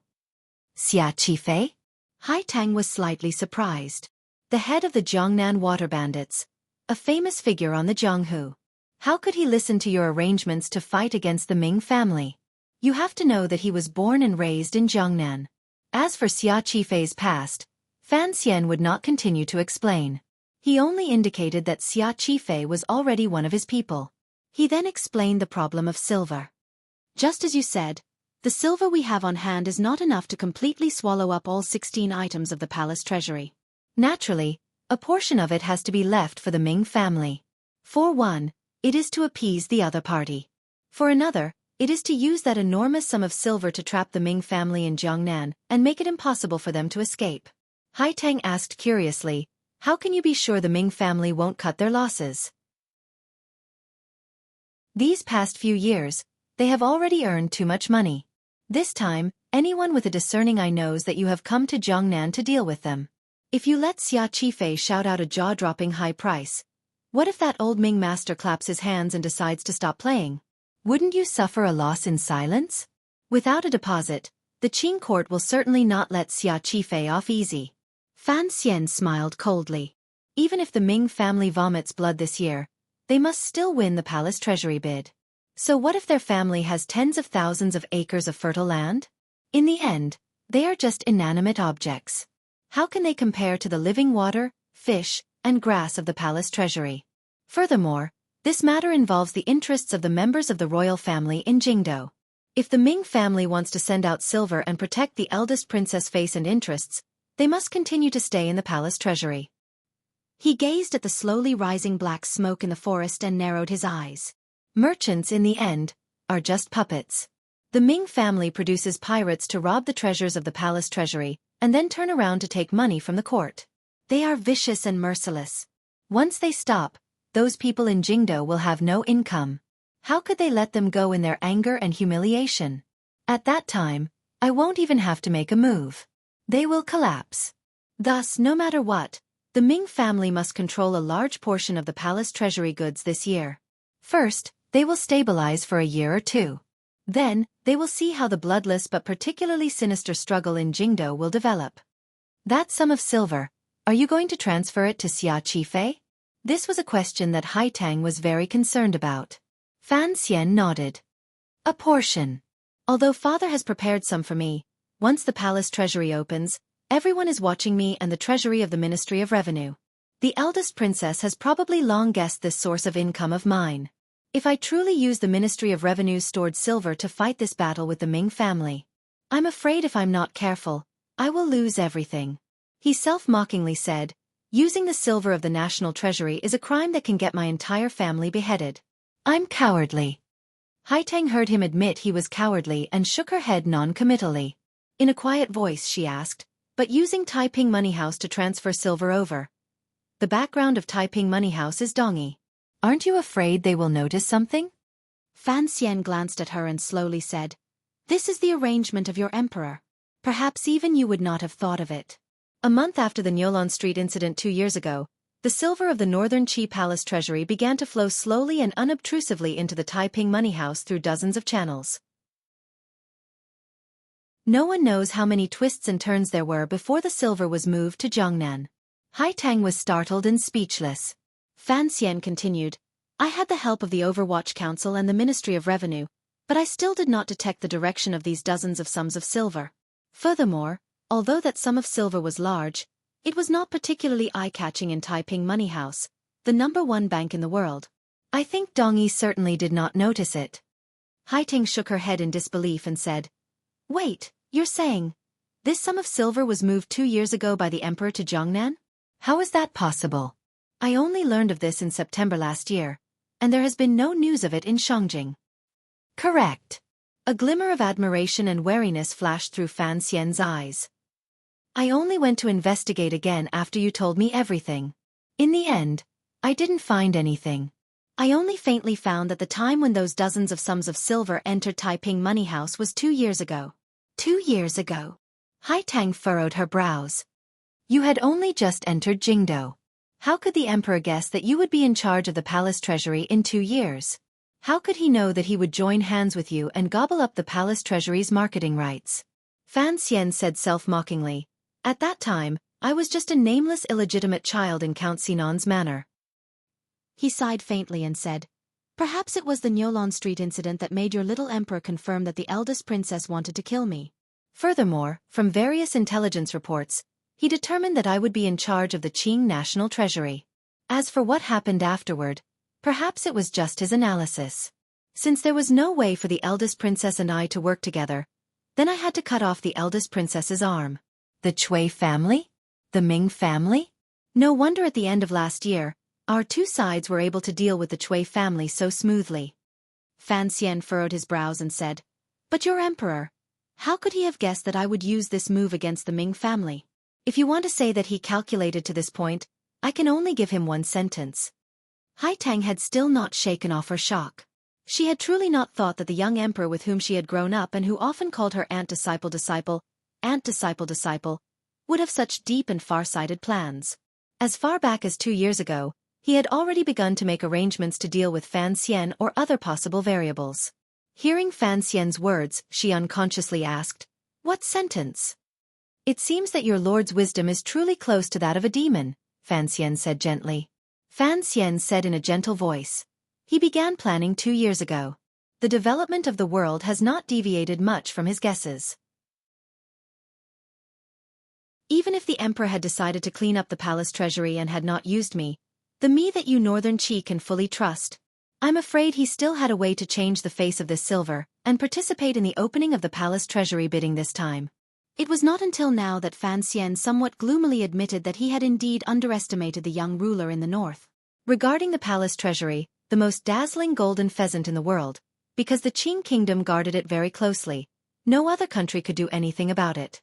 They had tried to steal its craftsmanship for a dozen years without success. Who would have thought that the Northern Qi Emperor would be so unconventional and play such a trick?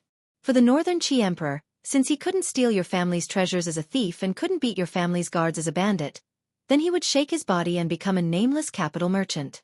He would mingle in the process of your family's treasures.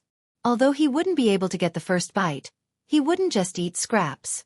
However, in this arrangement of the world, Fan Xian, a variable that surprised the Northern Qi people, later appeared, so the Northern Qi Emperor became more and more generous and steady. Fan Xian sighed. In this world, there were many extremely intelligent and astute people. In comparison, he, an internationalist, carried too much of an idealist. Are you angry? Haitang looked at his expression and asked probingly. Fan Xian smiled slightly and shook his head. If your emperor had been hiding this matter from me, of course I would be angry. But now he must cooperate with me, so what is there for me to be angry about? Right now, it is as if he has used all of this money as a hostage and handed it into my hands. This is enough to exchange for my trust in him. Haitang sighed and said, You are not a person who trusts others easily. Fan Xian lowered his head and slowly said, Trust is mutual. I am just curious as to why your emperor trusts me so much. You have to know that in the future, if the two countries become hostile or if I have other thoughts, then I can eat his silver at any time and cut off his goods. He has no chance of turning the tables. He raised his head and looked into Haitang's eyes that were as bright as a clear lake. In a quiet voice he said, I have some misgivings about this sudden trust. Haitang was silent and thought for a moment.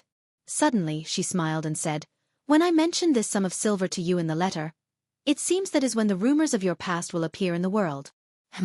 Fan Xian looked at her with confusion. What is the connection? Haitang smiled slightly and said, Perhaps in the emperor's view, since you are a descendant of the Yi family, then you will not be satisfied with being a powerful official of the Qing kingdom. Furthermore, your vision will not be limited to the borders of the country. Everything that the Qing kingdom can give you, the Qi kingdom can give you. The emperor probably has other intentions. She didn't finish her words, but Fan Xian already understood. He shook his head self-mockingly and said, Thank you for your emperor's good intentions, but I don't want to frown and face thousands of fingers. Haitang smiled and said, It's rare for me to be in the mood to write poetry. I will not bow my head and be a willing ox, Fan Xian said lightly. Fan Xian lightly said, Besides, your emperor should have known later that I was also a genuine Qing prince. There are many princes in this world, but of the descendants of the Yi family, there is only you, Haitang said lightly and gently, but she clearly understood Northern Qi's meaning.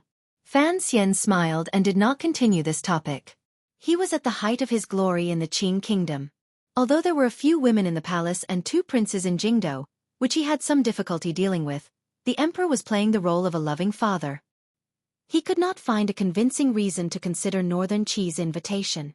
Let's go back to the beginning, Fan Xian said. Why can't you like me? Why can't I like you? Haitang was dumbfounded and angry. She wondered why this person was always entangled in this matter. In a cold voice she said, Duo has never cared about the matters between men and women. In the realm of love, there is no difference between big and small, but there is a difference between up and down. I do not seek to destroy my feelings, but I will not consider this problem. Fan Xian understood that the girl was expressing the meaning of putting the people of the world first. With slight mockery he said, Worrying about the worries of the world first? Isn't it too boring to live like this? Your emperor still has a hat to play with. He didn't say what color the hat was. Suddenly, he smiled brightly and said, Duo. Haitang stopped her steps and tilted her head to look at him. She was dazzled by the gentle smile on Fan Xian's delicate face. She couldn't resist sighing and asked, What is it? It is also possible that the Hu people don't kill, Fan Xian said seriously. Haitang knew he was talking about the words she had used to shut Cece's mouth in the carriage earlier. She couldn't help feeling bitter, but she still replied quietly, "Is that so? Perhaps neither the people of Northern Qi nor the Qing kingdom will believe it." Fan Xian said gently, "Of course, it is possible that the Hu people don't kill people if they have all been turned into dead people by us."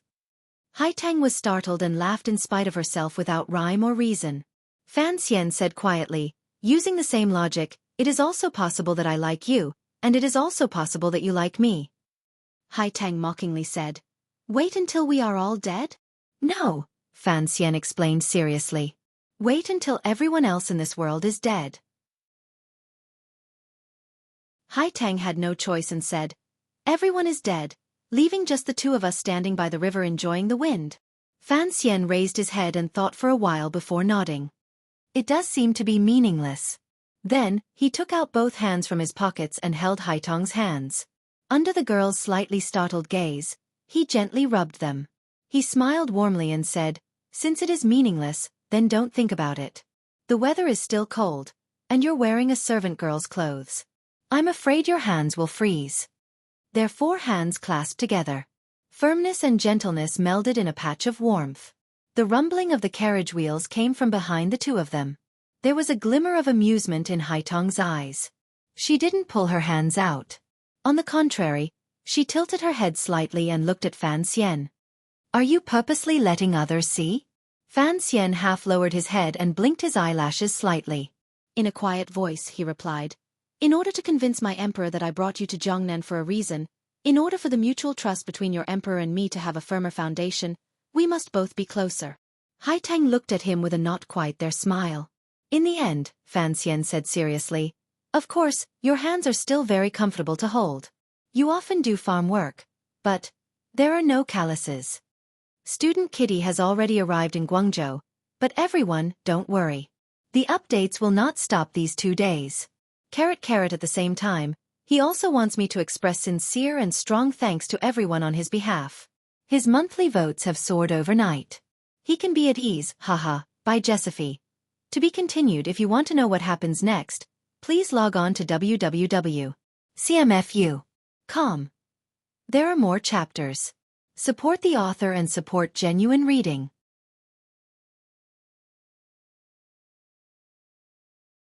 Chapter 358.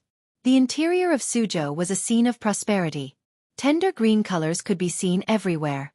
It was not much different from the rest of the Qing kingdom. However, the large number of shops, the busy docks, the endless stream of people, the large stretch of government offices in the south of the city, the oppressively wealthy salt merchant manors in the west of the city, the young masters on the streets of the east of the city, and the fierce, sinister, and cunning gangster brothers in the north of the city. All of this formed a scene that was different from any other place in the world. It was adventure, excitement, wealth, and desire. Here, there was much less of the concealment of scholarly knowledge. The pressure of the 1,000-year dynasty was much less. Although no one dared to challenge the authority of the government, because there were too many people moving about, the amount of goods coming in and out of the port was enormous. The citizens had money in their pockets and were able to do things with much more confidence. Putting aside the merchants who had deep connections with the government, just the brothers on the streets who made their living in the waterway also began to learn from the students of the Imperial Academy in Jingdo. They wore long green robes and no longer blindly fought and killed. The large stretch of land downstream of the Suzhou docks was all the Ming family's property. At this moment, the men in long robes were listening obediently to the lecture of a young master.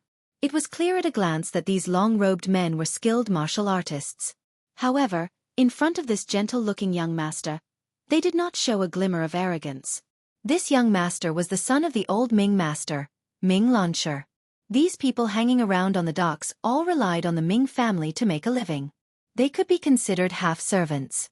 After young Master Ming left, these men pulled at their long robes and wiped the sweat from their foreheads. They whispered among themselves, wondering why young Master Ming would specifically come to remind them to be more well-behaved in Suzhou. Given the power of the Ming family, did they need to be afraid of anyone pulling on their pigtails? The governor did have this ability, but had the old Ming master not fed him enough these few years? The long robes were convenient for wiping sweat. After all, these gangster brothers were not true Jingdo students. However, There were some clever people among them who faintly guessed that it had something to do with the palace treasury opening for the new year. Didn't you hear?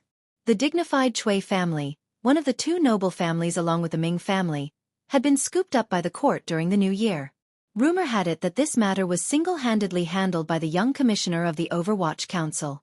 The commissioner was the imperial envoy currently in Jiangnan. No wonder young Master Ming was so cautious and feared the government would find some excuse. It was because he was afraid of Sir Fan Jr., who did not recognize his own kin and refused to budge. It's not that I'm afraid of him. Ming Launcher was sitting in the carriage. He could no longer maintain the calm he had in front of outsiders and his subordinates. With a serious expression he said, Sir Fan Jr. is truly different from any other official in the court. If Fan of Fan saw who young Master Ming was talking to, he would certainly be shocked. Because the person sitting across the carriage was the host of the martial arts meet by Hangzhou's West Lake, the official from Jiangnan Road. At that time, when Fan Xian saw the official speak and act, he had secretly admired him. He probably would not have guessed that this official had such a deep connection to the Ming family. It was clear this official was someone the Ming family absolutely trusted. If Fan Xian had been more careful, he would certainly have been able to find out his relationship with the Ming family. At that time, if Fan Xian had been more careful, he would certainly have been able to find out his relationship with the Ming family. He would have been more wary of the so-called martial assembly. This official was Zhou Lei. He was the imperial censor of Jiangnan Road. He said with confusion, "Cousin, what is the difference between the imperial envoy and other officials in court?" Ming Launcher smiled coldly and said, Sir Fan is so young, yet he holds so much power in his hands. Can other officials compare? The Overwatch Council is not the same as your imperial censor. Now that he has the identity of an imperial envoy, there are no obstacles when he does things. Even the governor has to give him some face. You should have received the news. Once Sir Fan Jr. arrived at the palace treasury, he beheaded 5 troublemaking treasurers, including 2 masters of the workshops. Now, he has even removed all of the eldest Princess Transport Company officials. Which official in court has the confidence to use such ruthless methods? Zhou Lei sighed and shook his head. Without an insider, it will be much more difficult for the clan to play tricks in the future. Ming Launcher gazed at him and smiled mockingly. He said with disdain, I think you've become muddled from being an official.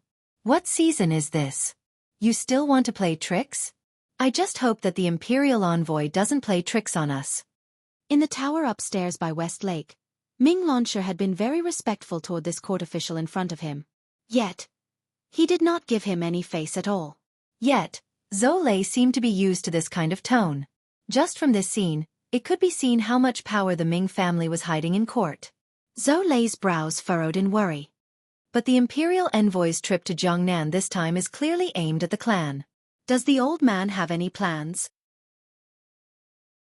Ming Launcher smiled bitterly and shook his head. This is what I said earlier. Sir Fan is different from other officials. Normal methods will not work. If it was any other high-ranking official coming to Jiangnan, the Ming family has plenty of ways to deal with them. Yet, it has fallen on Sir Fan Jr. Our usual methods are completely useless. Zhou Lei probingly said, There are no officials in this world who are not greedy. Ming Launcher's eyes narrowed. It was as if he had thought of something that chilled his heart. After a moment of silence, he faintly said, This is the most common method, but it is usually the most effective method. Father saw things very accurately and knew that he had to use the mountain-splitting golden axe. We have also tried it before. He shook his head and sighed.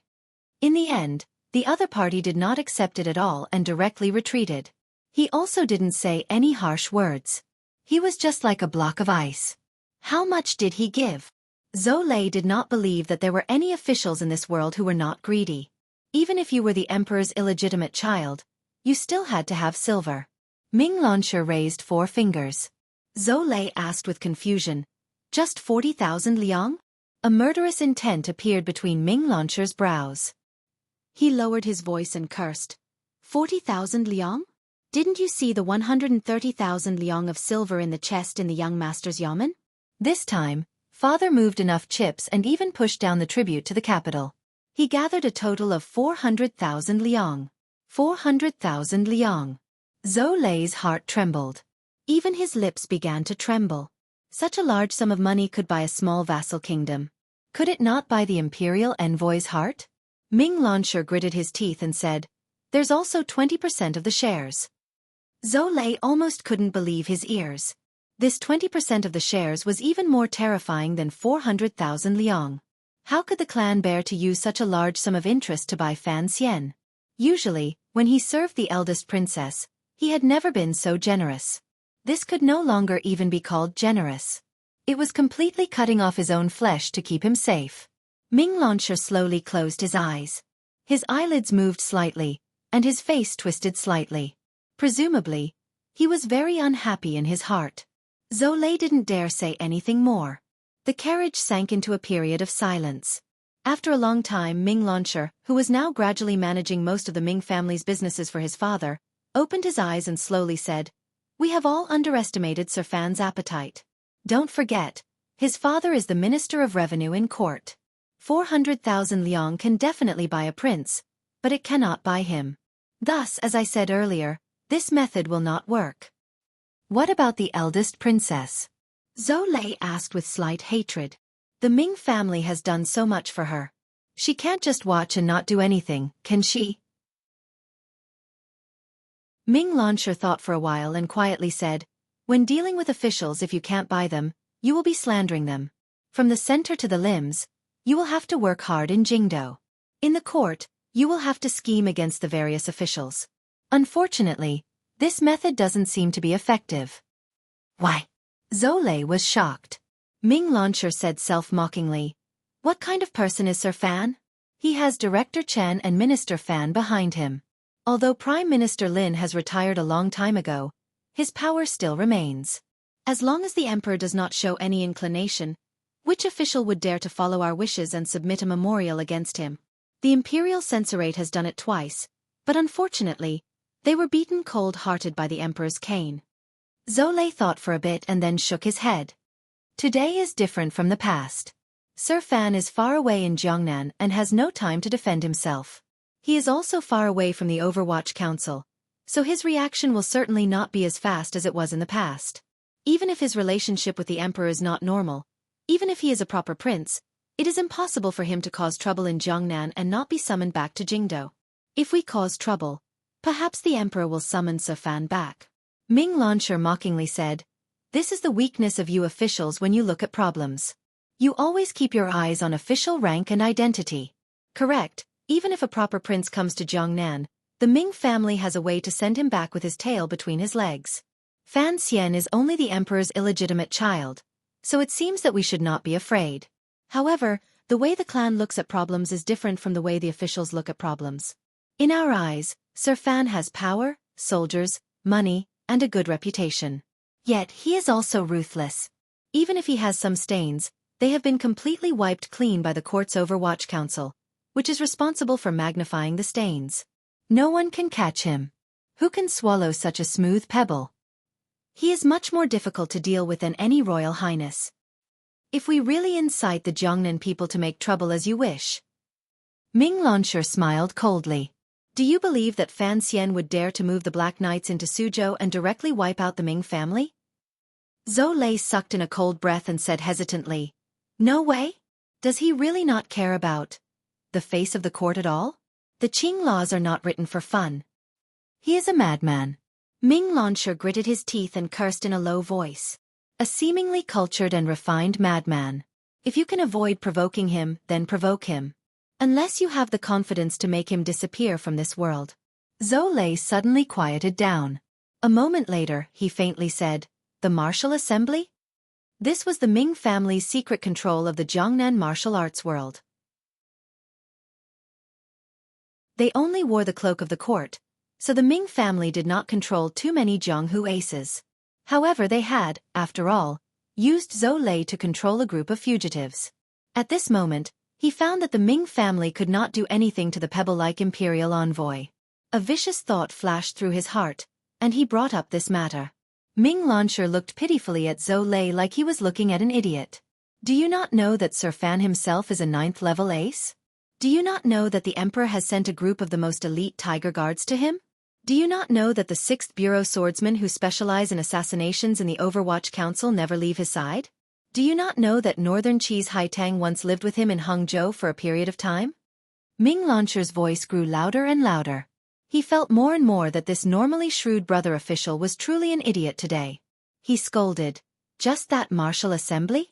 Master Yun, whom father had invited from Dongyi, had only caught a glimpse of him by West Lake before he was stabbed by someone. Presently, those useless aces in Dongyi are being chased around like stray dogs by those strange people. That is Yun Jilan. Dongyi. The descendant of Sigu Jian doesn't even have a chance to attack in front of Fan Xian. Do you think these Jiangnan martial artists can kill him?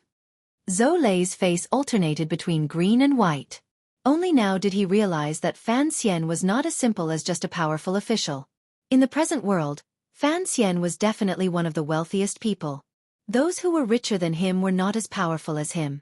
Those who were more powerful than him were not as powerful as him. Those who were more powerful than him were not as shameless as him. Those who were more shameless than him were not as powerful as his backer. Those who were more powerful than him had not yet been born. He did not care for giving money. He did not worry if they wanted to reduce his power in the capital. He was not afraid if they wanted to assassinate him. He did not care if they wanted to ruin his reputation. He would only use a knife to cut off their heads to vent the anger in his heart. This was an abnormal existence created decades ago. He was an invisible prince, yet he had the Overwatch Council and Ministry of Revenue that a prince could not have. Even the eldest princess, who had secretly influenced the court for over a decade, could not find a way to deal with him. What could the Ming family do? Zhou Lei comforted Ming Launcher and said, "Xueqi is also in Suzhou. Looking at his intentions, the eldest princess will help out in Jingdou. What you said earlier was reasonable, but Fan Xian is so arrogant right now. I'm afraid the crown prince and second prince will feel uncomfortable. Even if they cannot move him back to Jingdou, talking to the people in the palace will be able to suppress his arrogance." Ming Launcher nodded.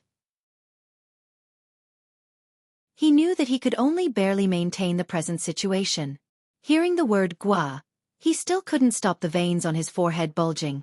In a cold voice he said, "Tell your superior not to get involved."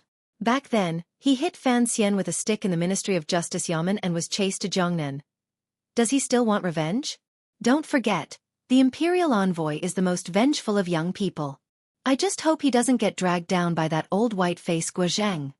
The battle for monthly votes is truly cruel. The chase from behind is too close, so I still have to smile and extend my hand to ask for monthly votes.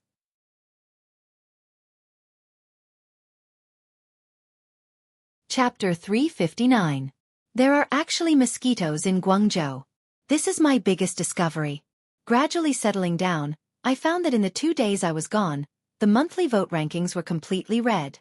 It was truly terrifying. Everyone has a monthly vote. Are you willing to vote? Are you willing to vote? Or are you willing to vote? There were not many people in the world who had the right to worship the Chen Garden where the director of the Overwatch Council, Chen Pingping, lived. In their eyes, the Li Palace in Xinyang, the Sword Hut in Donggu City, and the Ming Garden of the Jiangnan Ming family were the 3 most beautiful and wealthiest privately owned buildings in the world. Of course, this ranking did not take into account the black and green royal palace in Shangjing, which was as beautiful as a celestial palace. There were nobles living in the Li Palace, and there was a great grandmaster in the Sword Hut. They were all existences far away from the common people. Only the Ming Garden not far from Suzhou in Jiangnan gave the common people a chance to admire it up close. The Ming family never used their power to bully others, and they did not purposely maintain the mystery of a noble family. Thus, many Jiangnan scholars and tourists from afar would all follow the wide road through the woods after they finished strolling through Suzhou. They would circle around to the outside of the city and look at the beautiful garden from a distance. Although they could not play up close, looking at it from a distance was enough to entertain the eyes. The Ming family was low-key and not mysterious. Thus, this Ming Garden, which had been built for nearly 40 years, still maintained the deep imprint of their family. Every brick and tile, every grass and tree, every step and pavilion, was not extravagant or eye-catching. On the contrary, it exuded a faint sense of intimacy. Furthermore, the courtyard walls built along the foot of the mountain were not very tall. When tourists stood on the road, they could see the eaves inside. If they stood closer, they could even hear the sound of flowing water inside. Intimacy did not mean homely. Simplicity, of course, was not simple. In the eyes of those who truly knew the ropes, they would certainly be able to see that every detail in this pampered garden was impeccable. Each material and design was ingenious. In the eyes of soldiers, they could see that although this garden did not seem to have any defensive capabilities, with some simple modifications, it could become a castle that could be defended for half a year in a very short amount of time. The weather was not very good. In the chilly early spring, there was a light drizzle. Young Master Ming's carriage traveled alone on the road home. He did not see the usual 2 or 3 tourists and women on an outing. The carriage came to a strange stop outside the side door. Young Master Ming pulled back a corner of the curtain and revealed a gloomy face as he looked at the front door of his own home. It seemed to be sending off a guest. A middle-aged man wearing official robes walked into his carriage with a face full of anger. Ming Lansher put down the curtain and turned his head to look at Zhou Lei. He said angrily, "Speak of Guozhang, Guozhang will arrive. How can a superior like you be so tactless?" Zhou Lei was silent. Guozhang was his direct superior. Last year, he was still the imperial censor of the left of the imperial censorate in Jingdou. After the spring examination case, Guozhang had led the 3 departments of the Ministry of Justice to jointly interrogate Fan Xian. At the time, he had relied on the eldest princess to support him and had beaten Fan Xian a few times. He wanted to force a confession out of him. How could he have thought that Fan Xian's background would be so powerful? Not only did he not bring down the Fan family, but he had also offended Prime Minister Lin, the Fan family, and the Overwatch Council. These 3 giants had taken action but did not make much of a fuss. They had easily caused the Minister of Justice, Han Jiwei, to lose his position. At the same time, they had sent Guozhang to Jiangnan. The biggest loss Imperial Censor Guozhang had suffered in this life was because of Fan Xian, so he had always held a grudge. Now that Fan Xian had come to Jiangnan, it looked like Guozhang wanted to incite the Ming family to oppose the imperial envoy. That was why Ming Lansher's expression was so ugly. He thought to himself that old man Gua had moved because of a personal grudge. Today, he had come to his home. He was probably here to exert pressure again. "Father, I have already given the order." Ming Lansher respectfully stood at the bottom of the stone steps in a corner of the little courtyard in Ming Garden and reported into the room. The slightly tired and comforting voice of the current master of the Ming family, Ming Qingda, came out of the room. "Good, no matter what you have to endure this year. Not only did the people of the clan warn us not to let the government catch us, but, Lansher, you have always been calm. Now, you have to be even more careful." Ming Lansher hurriedly nodded his head in acknowledgement. Ming Qingda slowly walked out of the room with a trace of tiredness on his face. "Did you see Guozhang earlier?" Ming Lansher furrowed his brows and replied, "Yes, father. If he came so openly, I'm afraid he will fall into the eyes of the imperial envoy." Ming Qingda laughed bitterly. "Never mind. The mark on our bodies is already deep enough. If we want to tear off our relationship with that side now, it is impossible. No one will believe us. Don't think about these problems anymore. Did he come himself, or did he represent those people in the capital?" Ming Lansher asked hesitantly. Hearing these words, the wrinkles at the corners of Ming Qingda's eyes deepened. A moment later, he sighed and said, "When will these officials have their own identities?" Ming Lansher's heart tightened. He knew the meaning of his father's words. It meant that Guozhang had come to pass on the eldest princess and His Highness' opinions. He looked at his father nervously. "Don't worry and don't pay attention to the intentions of the capital. His Highness wants us to trip up the imperial envoy." Ming Qingda, the wealthiest man of this generation, smiled coldly and said, "This is to use us as knives. How could I be so stupid? Of course, on the surface, we still have to go along with them because no one knows what will happen in the future or who will sit on that dragon chair." Ming Lansher furrowed his brows slightly and said, "The order has already been issued. As long as the imperial envoy is in Jiangnan, we will have peace. However, constantly showing weakness like this is not a solution." "It is a good solution." A faint smile rose to Ming Qingda's face. "Commissioner Fan is not a demon who eats people without spitting out the bones. Since he can't openly hold anything against us, he also has to be wary of the backlash from the Jiangnan officials and gentry, so he can't just bring a bowl of water and swallow us whole in one gulp. If we are more well-behaved and give him enough face, Presumably he will also give us some face. This Sir Fan Jr. doesn't even give the second prince face, Ming Launcher said with a pained smile. Ming Qingda smiled self-mockingly and said, the identity of a merchant has always been on the level of history, but now it is the exact opposite. Sir Fan is the son of Lady Yi. Looking at his actions, he has always harmed officials but not the people. He also has no prejudice against merchants. He doesn't give the second prince face, but that doesn't mean he won't give us face. When all is said and done, no matter how the second prince retaliates, he is just setting a trap for him in the officialdom. We have the ability to move the power of the people. Of course, as long as the situation has not developed to the point where blades meet, we must not provoke him, Ming Qingda said. Ming Launcher was a bit annoyed. These few days, he didn't know how many times his father had said that his father's behavior on this matter was overly cautious. It made him feel uncomfortable. Although he understood the reason, he still found it difficult to accept. Seeing the faint worry on his father's face, he couldn't resist comforting him. Father, if it really can't be done, let's stop. The top and bottom of the stone steps were silent for a while. Ming Qingda, the wealthiest person in Jiangnan, slowly shook his head. A moment later, a severe light flashed through the eyes of this nearly 50-year-old elder. There are some things that I cannot stop just because I want to.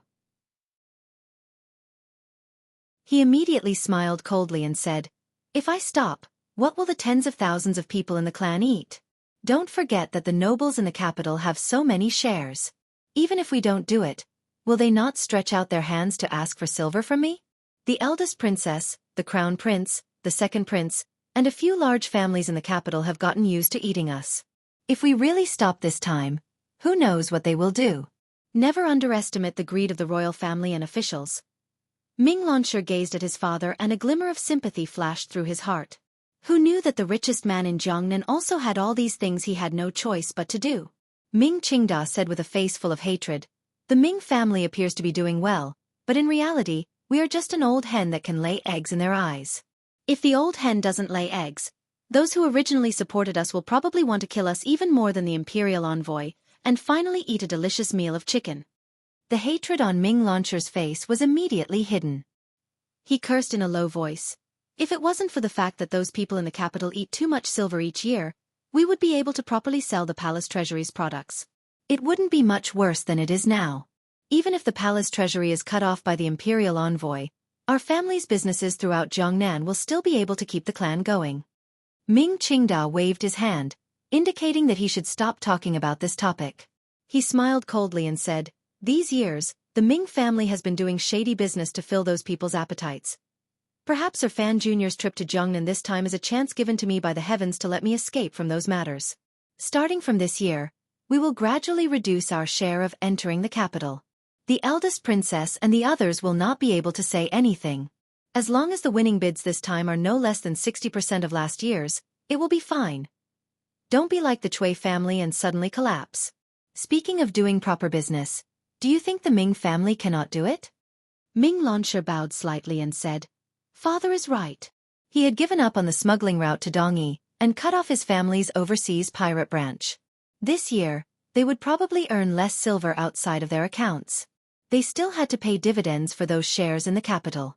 This way, at least for this year, the clan would definitely lose money and would have to use their capital to fill in. If the imperial envoy stayed in Jiangnan, would they have to keep filling in silver? Even if they had great wealth and power, they would not be able to stop ants moving a mountain. Knowing what his son was worried about, Ming Qingda did not want to explain or comfort him too much because reality was like this. If the Ming family wanted to separate themselves from the past and protect themselves, then they had to pay the price of these 2 years. Speaking of the matter of the palace treasury opening bidding, Ming Launcher thought for a bit and then quietly said, I have met with everyone these 2 days. The everyone in these words referred to any of the famous merchants in the Jiangnan area who had the power to participate in the palace treasury bidding. He continued to report, I have asked a few familiar families. The Xiong family of Lingnan and the Sun family of Quanzhou all know about the current situation. Although it looks like they are eyeing the palace treasury's marketing rights, their target is still the portion left behind by the Xueqi family. They have also promised me that they will not raise the price against us. Ming Qingda nodded and said, Every family wants a piece of this golden rice bowl. However, since we have arranged things first, it is not good for them to openly oppose us, unless they don't want to do business in Jiangnan anymore. Speaking of this, only now did the master of the Ming family faintly reveal a glimmer of the confidence and pride that the richest man in Jiangnan should have. The key is those salt smugglers. Ming Qingda furrowed his brows slightly and said.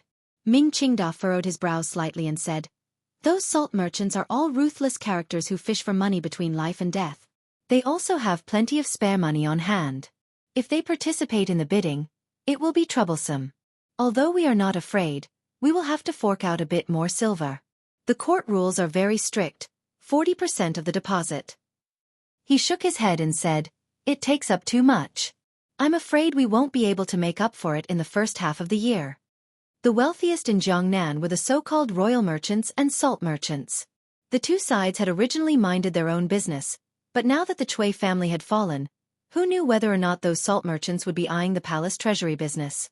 Those salt merchants had a lot of money in their hands, and they also had backers in court.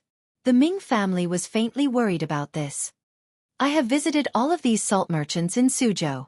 Ming Lansher thought of what he had seen and heard these 2 days and replied with some surprise. They were very straightforward. They said they would definitely not enter the doors of the palace treasury this year. I don't know what is going on. Ming Qingda was slightly startled. He thought for a moment and then understood what was going on. He laughed self-mockingly and said, it looks like everyone knows that Sir Fan Jr. is adjusting the channels to leave the palace treasury this year, so no one dares to fight for this bowl of rice at the first opportunity. They are waiting to see how we and the imperial envoy end things. It looks like those salt merchants are preparing to enter again next year. Ming Lansher raised his head and furrowed his brows. Those salt merchants. They don't seem like people who are so overcautious. Who is their backer? Ming Qingda smiled coldly. Our Jiangnan Road official Xueqi, Sir Xue. Xue Qingda knows what Sir Fan means. At least in this first year, he will suppress the salt merchants and not let them enter the palace treasury to cause trouble for Sir Fan. This is the face Sir Xue is giving to Sir Fan Jr., the old Minister Fan in the capital, and the director. Ming Lansher was silent and speechless. That's fine. Ming Qingda thought for a moment and then said, being suppressed by the imperial envoy's heavenly might, no one will enter the chaos. It will be easy for us to plan. As long as we get the bidding document and get through this year safely, it will be fine. The imperial envoy will let us? Ming Lansher asked his father probingly. Ming Qingda said, as long as everything is done openly, why should we be afraid of the imperial envoy? When it comes to business, he will never be as good as us. Regarding the palace treasury opening bidding, the highest bidder wins. If someone from the palace comes, Jiangnan Road will be watching from the side. It is not something that the palace treasury transport company can handle. As long as the Ming family is willing to pay the silver, Sir Fan Jr. can't force it out of me. What I mean is, will the imperial envoy secretly incite other families to purposely raise the price? This is the simplest move. They won't lose anything, but they can make us suffer a great loss. Ming Qingda shook his head confidently. There may not be anyone on the Jiangnan Road who dares to offend Sir Fan Jr., but other than him, there may not be anyone who dares to offend the Ming family. You also went to ask around earlier. Some of the more powerful families should be watching from the side this year. If he wants to find a puppet to raise the price, Ming Qingda furrowed his brows. Bidding requires clear silver. The imperial envoy doesn't have that much silver, so he won't be able to raise it much. A faint mockery rose to his face. Don't be blinded by that chest of 130,000 liang of silver. If he wants to use silver to smash people, the officials won't be able to do it. When it came to using silver to smash people, it was the Ming family who did it the most shockingly. Thousands of images, swallowing the wind and clouds. In one go, they threw out 400,000 liang of silver with the intention of knocking Fan Xian unconscious. Although they didn't succeed, this kind of boldness was not something that the bribers in the capital could touch. The imperial envoy's father, Sir Fan Sr., is the Minister of Revenue of the Qing court. He manages the national treasury, Ming Lansher reminded with a pained smile. Ming Lansher forced a smile and reminded him, speaking of silver, his silver is much more than the Ming family. Minister Fan? Ming Qingda said with slight mockery. If the Ministry of Revenue doesn't move, then so be it. If the imperial envoy uses his father's power in order to suppress the Ming family, then this matter will be interesting. Trust me, the eldest princess has been so quiet. She must be waiting for that moment. Ming Garden immediately fell silent. Ming Lansher felt a slight chill in his heart. He knew that although his father appeared to be retreating step by step, he had long discussed with the nobles in the capital how to deal with the imperial envoy. No one knew how much blood and danger were hidden in the background of the palace treasury bidding. The matter involved the national treasury and the minister. Ming Lansher did not dare continue this topic that could not be said out loud. He calmly changed the topic and reported, based on past practice, the Taiping money house's silver has already been prepared. Father has repeatedly warned us, so we have prepared an extra 30% of the silver this time in case we are caught unprepared when the bidding comes. The palace treasury bidding used clearly marked silver. Putting aside the 40% down payment after the deal was closed, the bidding silver itself had to be prepared in advance. Whether it was real silver or banknotes from a money house approved by the court, it had to be delivered to the special meeting place on the day the bidding opened. This was a terrifyingly large sum. For a wealthy family like the Ming family in Jiangnan, it would be difficult for them to immediately take out so much silver. After all, they could not sell land or homes. Furthermore, 60% of the bidding silver could be immediately returned after winning the bid. Royal merchants did not want to take up cash flow, so they would borrow it from outside. For large families like the Xueqi and Ming families, they needed a lot of silver each year during the bidding. They all used Taiping Money House to raise silver. Using produced goods as collateral had already become a custom. This year, they predicted that the palace treasury opening would be troublesome. Fan Xian would certainly think of a way to make the Ming family bleed more. Thus, the Ming family had the Taiping Money House prepare an extra 20% of the banknotes. Do not underestimate this 20%. The base number was too large. 20% was already a terrifying sum. It made the Ming family pawn off a lot of things. Taiping Money House can be trusted, Ming Qingda said in a low voice. It is an old relationship. After all, it is a business of Dongyi. Those people will have to rely on us for supplies. Yes, Ming Lansher replied quietly. Ming Lansher quietly replied, furthermore, we are not moving silver for no reason. Nowadays, there are always some supercilious people in Jiangnan who want to see the Ming family make a fool of themselves. If we can win the bid this time, it will be a slap to their faces. At the same time, it will let the imperial envoy understand that the family that can represent the palace treasury in such a large business is still our family. Ming Qingda glanced at him with praise and said, that is exactly what I mean. That is why we must accept this bid. The system of the court requires such a large sum of silver to be placed on the transport company. The original intention is to get rid of merchants who do not have enough power. At the same time, it also helps the Ming family sweep away a lot of opponents. Of those who can move so much silver, one family has already fallen. Who else can? Unless the imperial envoy wants to see no one take over the palace treasury goods next year. Otherwise, you can only give it to me. What we have to ensure is, first, the price not too ridiculously high. Second, the binding. There will be pressure from the capital to force the transport company to follow the rules of previous years. The 16 items will be split into 4, 6, 8, and 1. We, still, only want that 8. The master of the Ming family still said, only want, for half of the shares. The confidence in his words was unmistakable. Ming Lansher accepted wholeheartedly. The seemingly tense situation became easy under his father's analysis of the system of the court. It seemed that only his family had the ability to win the bid under the absurd rules of the court. The matter on the sea has been settled, the master of the Ming family finally said slowly. You should also have that person in the family shut up. Hearing that the matter on the sea had been settled, Ming Lansher couldn't help but feel his entire body relax. That was the Ming family's biggest weakness.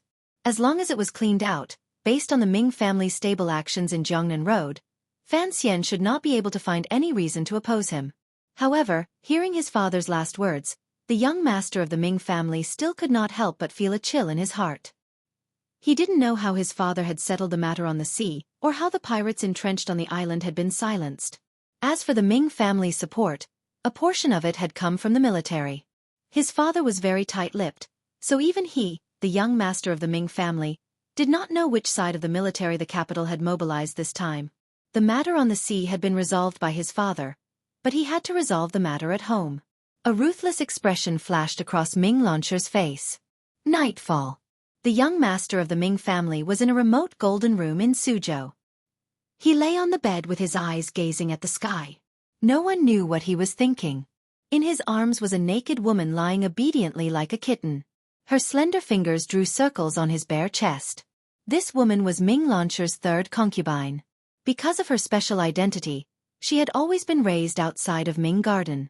Launcher. The concubine's breath was slightly warm.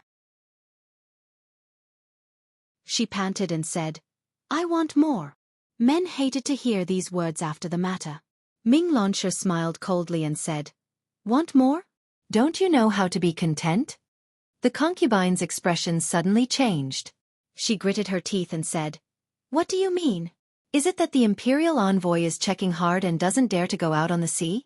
Do you feel that us two siblings are of no use?" Ming Launcher smiled slightly and turned around. In a quiet voice he said, "Little darling, you've earned so much silver for the Ming family these few years. How could it be of no use?"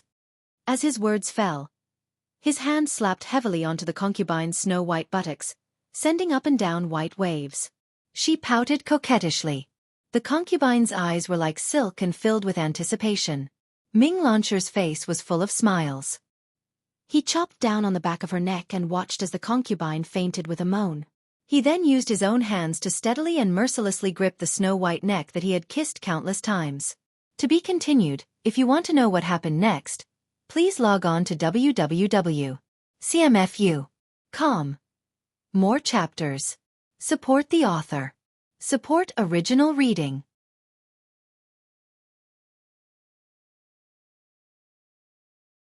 Chapter 360.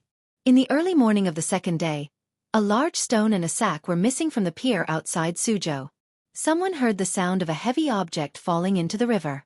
Immediately afterwards, they heard that the young master's third concubine had returned to her home in Xuanzhou to visit relatives. It was unknown when she would return, and the date of her return was uncertain. In the same dusky morning mist, on an island far away from Xuanzhou City, taking advantage of the cover of the night before dawn, many ferocious bird-eating seagulls rushed down from the clouds and landed on the island, densely covering the entire ground. These seagulls greedily lowered their heads, using their blood-stained beaks to peck and tear at something. Because there were too many birds, the fight for food was especially violent. From time to time, seagulls would wantonly bite each other in order to fight for food territory. For a moment, the dusky island's surface was filled with bird feathers flying chaotically, flesh and blood splattering everywhere. What they fought for food was not the young birds and turtle eggs that they normally enjoyed, but human corpses. The entire island was actually littered with corpses. The pungent smell of blood rose into the sky. Fortunately, it was early spring, so there was not too much of a rotten smell. But even so, with so many corpses, it still attracted the attention of many seagulls within a radius of several hundred miles. What a feast! On the island, one could faintly see a pier-like building, but right now there were no signs of people. The dead people had their eyes wide open in fear, their white eyeballs unable to move, covered in a layer of mucus formed after death. It seemed that they never thought that someone would come to the island and kill them.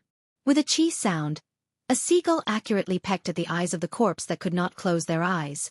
With a bloody eyeball in its mouth, it proudly twisted its neck, and then immediately lowered its head, as if afraid that its companions would fight with it for food. Spreading its wings, it moved to another place, hiding under a reef and began to eat. But it found that this food was a bit hard, and it grabbed its neck, anxiously cackling. The island was covered with corpses, flesh flying to reveal white bones, internal organs pecked out, blood, death, flying, fighting flocks of birds, the aura of death and fear pervading the sea. With one hand, he pushed the corpses above him away with some difficulty and carefully chased away those damned seagulls beside him. A pair of eyes nervously peered out from the gap. After confirming that the group of soldiers had left by ship, this island pirate who had survived the disaster crawled out of the corpses of his companions with lingering fear. The man had been stabbed in the shoulder and was badly mutilated. If it were not for his identity, which allowed him to sense the murderous aura of the soldiers very quickly and pretended to be dead and used the corpse of his comrade to cover himself. He might have died long ago. The soldiers who had come to the island should have been the pirates' companions, but they suddenly became violent. The viciousness of their actions was difficult to describe. It was not until everyone on the island was dead that the leader of the pirates realized that the Ming family had come to silence them. The person who had luckily escaped had a dark complexion. It was obvious that he had lived on the sea for many years. His face was normal, his expression was determined, and his eyes were slightly narrowed. After experiencing such a disaster, he did not seem to panic. He panted as he sat among the corpses of his companions, forcing himself to calm down. He tore off the clothes of his companions beside him and tightly bandaged his own wounds. Then, he began to get up and search for fresh water and food on the island. When the soldiers left, they thought everyone was dead, so they did not destroy the water and food. They gave him a chance to live. After he recovered his spirit, the sky brightened. Facing the rising sun, the man slowly sat on the dock and looked at the flock of birds that flew and landed not far away. He looked at the wretched appearance of his companions who had been with him for many years after their deaths. His lips began to turn white, but he resisted the urge to vomit. With a flip of his hand, he picked up a jug of water and poured it into his dry mouth. The people who had died were all his companions, but he would not bury them. For one, too many people had died. It was impossible for him to bury so many bodies by himself. For pirates, if they could not be buried in the sea after they died, it was not necessarily a bad ending for them to be taken into the sky by these seagulls. Thirdly, these pirates had done a lot of evil in their daily lives. Murder and rape were common occurrences. Now that they had been killed by people and then eaten by birds, it could be considered retribution. He was called Xueqi, a native of Xuanzhou. His family background was ordinary, and his ability was ordinary. He spent his years on the sea as a sailor. Sometime last year, the large ship he was on was robbed by pirates. He didn't know what method he used to luckily survive. Furthermore, he joined the inner circle of the pirates and began to become partners with them. On the roaring sea outside Xuanzhou, he did those ugly things.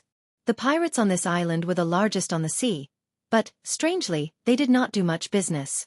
Furthermore, the leader seemed to be purposely hiding the movements of this group. After staying on the island for half a year, Xueqi finally discovered that the main business on the island was robbing the Ming family's cargo ships heading to the Western Ocean. Each time they robbed a ship, they did not leave anyone alive, particularly the court officials responsible for escorting the ships. In just half a year's time, because of Xueqi's cool-headedness and cold-bloodedness, he received the appreciation of the leader and became a small leader among the pirates. He began to gradually understand more details and began to have the opportunity to come into contact with some very important matters. Unfortunately, at this time on this night, a group of powerful navy found the small island and slaughtered everyone on the island in an incomparably bloody manner. The morning sun brushed against his face, but it was not refreshing because he was surrounded by dead bodies and flesh. Xueqi's throat gurgled. He recognized the pirate not far in front of him who was being eaten by birds on his thigh. It was Xueqi, who lived in the same cave as him. Xueqi's eyes blinked weakly and stood up with some difficulty. He walked to the side of Xueqi's body and used the wooden stick in his hand to chase away the wretched seagulls. Looking at Xueqi's body, he was speechless for a moment. In the end, he slowly said, "If I go back alive, I will take good care of your parents." After saying this, he decisively threw down his comrade's body and followed the hidden little path under the dock in another direction. The ships on the island had all sunk, but the pirate leader had left a backup plan there. He didn't know if the wooden boats were still there. Xueqi did not walk quickly, but he was particularly determined. He had to quickly return to land. Although he had survived, the subsequent reports had not been sent out. The commissioner's side should already be anxious. As he walked, he wiped away his tears and forced himself not to turn his head to look. Although the pirates behind him all had their own paths to death, after being together for half a year, even if he had a heart of stone, he still couldn't help but have some feelings. At this moment, a flame of anger rose in Xueqi's chest. He was about to get proof that the Ming family was colluding with the pirates. That group of soldiers last night had a powerful battle power. Just which faction did they belong to? Since they had come to the island to silence witnesses, it had to be some big shot in the military who could mobilize the powerful navy along the coast. Was it the Yi family? However, he did not have the right to make a judgment. He only hoped to quickly send this report back to Suzhou. The crying Qing War was one of the 5 crows of the 4th Bureau of the Overwatch Council stationed in Chuanzhou. He was the secret agent who had once reported to Fan Xian the connection between the Ming family and the pirates. Far from this bird island, outside Suzhou in Jiangnan, in the beautiful Ming garden that seemed unwilling to be tainted by a trace of the secular world, the current master of the Ming family, Ming Qingda, was standing respectfully in front of a chair and replying to the question of the person in the chair. The person in the chair was a woman. An old woman. Even in front of the eldest princess, Ming Qingda had no need to be so reserved and courteous. In front of this old woman, he had to lower his head because this old woman was the true most powerful person in the Ming family. The matriarch, his birth mother. Many years ago, if this old woman had not been vicious and merciless, poisoned the most favored mistress to death, and then chased the 7th prince out of the family after the old master's death, the Ming family's large fortune would probably have long fallen into that person's hands. What share would Ming Qingda have? Each time Ming Qingda looked at his old mother, he could not think of the words, old and virtuous. Instead he thought, being old and not dead is a thief. My 7th brother's body has probably already turned to white bones somewhere. Although he felt at ease, he also felt a chill. As long as this old woman was alive, he could not be considered the true master of the Ming family. Your actions are too slow. The old Ming matriarch looked at her son and said in a cold and merciless voice, if you wanted to wash yourself clean, then you should have started acting 2 years ago. Ming Qingda was known to be intelligent, otherwise he would not have been able to control such a large business of the Ming family. However, in front of his mother, he had been criticized badly. His face heated up and he furrowed his brows. Why 2 years ago? Because 2 years ago, the palace decided to have Fan Xian marry Lin Wanner. A cold light flashed through the old woman's eyes as she spoke in a hateful voice. Ming Qingda's expression was respectful, but he had other thoughts in his heart. Even if they had guessed at that time that Fan Xian would go to Jiangnan to take charge of the palace treasury, who knew he was the emperor's illegitimate child? Who knew he was a descendant of the Yi family? Who knew he would one day lead the Overwatch Council? This old woman, it looked like she was truly muddle-headed. The old woman scolded, if I hadn't asked the military for help this time, if the Overwatch Council had found that island, given Fan Xian's personality, how would he have dealt with you? Ming Qingda laughed coldly in his heart and didn't say anything. With a respectful expression, he replied, it is truly unfilial of me to make mother worry. To be continued. If you want to know what happened afterwards, please log on to www.cmfu.com. More chapters. Support the author. Support original reading.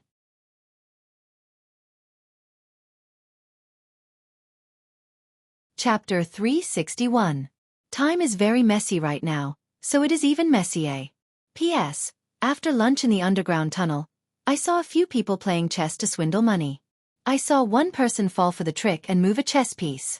I spoke too much and was glared at by the hidden chess piece. I am not in a good mood and feel inferior because I don't know how to use tyrannical Xueqi. These chapters are instructions. I want to learn this writing method. I don't know how it will turn out. How is Lan Shi today? The old Ming matriarch looked at her son coldly and was concerned about her grandson. Ming Qingda narrowed his eyes and said, the child knows what is important. Besides, he has treated her well these few years. Men, the old Ming matriarch said mockingly. In the end, they are all like this. The old woman thought for a bit and then shook her head. Have Lan Shi have less contact with Master Yuan. A few days ago, I heard that the imperial envoy student was opening a brothel in the city. Lan Shi sold the bamboo house and felt uncomfortable. He was planning with Master Yuan on how to break the imperial envoy's business. Since we have drawn up the rules, of course, we cannot do the opposite. She continued coldly. Master Yuan is the heir's woman. Have Lan Shi drool less. Besides, it's not like you don't know that the Fan family hates Yuan Meng to the bone. If Fan Xian discovers that Yuan Meng is in Suzhou, he will probably kill her at the first opportunity. If Ming Shi interacts with her, it will be a bit more dangerous. Ming Qingda nodded his head in agreement and was about to leave the room when unexpectedly his old mother still kept him. After a moment of silence she asked worriedly, our arrangements are, in the end, our arrangements. I feel that after Sir Fan Jr.'s iron hand rectified the palace treasury, he shouldn't be so quiet. Ming Qingda thought for a bit and then replied calmly, Mother, don't worry. After all, our family is a large family with a reputation under heaven. Without concrete evidence, even an imperial envoy would not dare to act recklessly. The old Ming matriarch's eyebrows were all white. Her wrinkled face was filled with worldliness and coldness. In a cold voice she huffed, Don't dare? He doesn't even want 400,000 liang of shining white snow silver. He must want even more.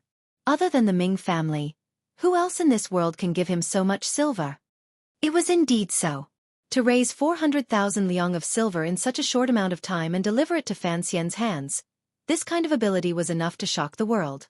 Although Fan Xian, incredibly, did not accept it, this could be called the largest bribe in the world. It could already be recorded in the annals of history. Fan Xian didn't even want 400,000 liang of silver. Naturally, what he was after was even greater. I have thought about it. Ming Qingda said unhurriedly, The imperial envoy not taking money is not necessarily a bad thing. Last September, the Cui family sent 20,000 liang of silver to Yishe Tavern. Sir Fan Jr. kindly accepted it, but as soon as he turned around, the Cui family was wiped out. So, whether or not he accepted the silver does not mean this strange sir has any thoughts. Since ancient times, accepting silver to do things was a matter of course. Fan Xian accepting 20,000 liang of silver from the Cui family, not only did he not give them any benefits, but he also struck like lightning and toppled the Cui family. This action completely destroyed Fan Xian's reputation on the Jianghu for bribery. The Jiangnan merchants bore a deep grudge against this matter. The old Ming matriarch's cheeks were weak. When she smiled, they appeared particularly terrifying. She mockingly said, The Cui family is also petty and can't even see things clearly. Their precious son offended Fan Xian in Shangjing in northern Qi and was punished to kneel in the middle of the night. They want to use 20,000 liang of silver to smooth things over? Sir Fan Jr. did not accept this silver to do things for the Cui family. He only expressed that he no longer bore a grudge against the Shangjing matter. As for what happened afterward, who knows what happened? Speaking of this, the old woman furrowed her brows and asked, How is Huir? Ming Qingda replied, Her mood is better. Under the eldest princess's secret arrangements, the Cui and Ming families were carrying out a marriage alliance. The Huir mentioned now was the wife of the third generation of the Ming family, Ming Lanshi, Cui Zhihui. After the Cui family had been toppled by Fan Xian, although those prominent figures had survived under Yan Xiaoyi's protection, their families had been destroyed and their people scattered. Qian Guan had left in a romantic manner. The bride who married into the Ming family could not help but feel terrified and wash her face with tears every day. After talking about some family matters, the old Ming matriarch brought the topic back to the main topic. She narrowed her eyes and said, The shopkeeper of Taiping Money House came to say earlier that the silver our family has deposited is pretty much all prepared this time. However, a few days ago, you came to tell me about Zhaoshang Money House. What is its background? How come I've never heard of it? I am a bit worried about Taiping Money House, Ming Qingda furrowed his brows and said. The Shi Chanli you mentioned earlier, I heard he had withdrawn a few large sums of silver from the money house. If the court or the imperial envoy has done something, I'm afraid there will be some problems.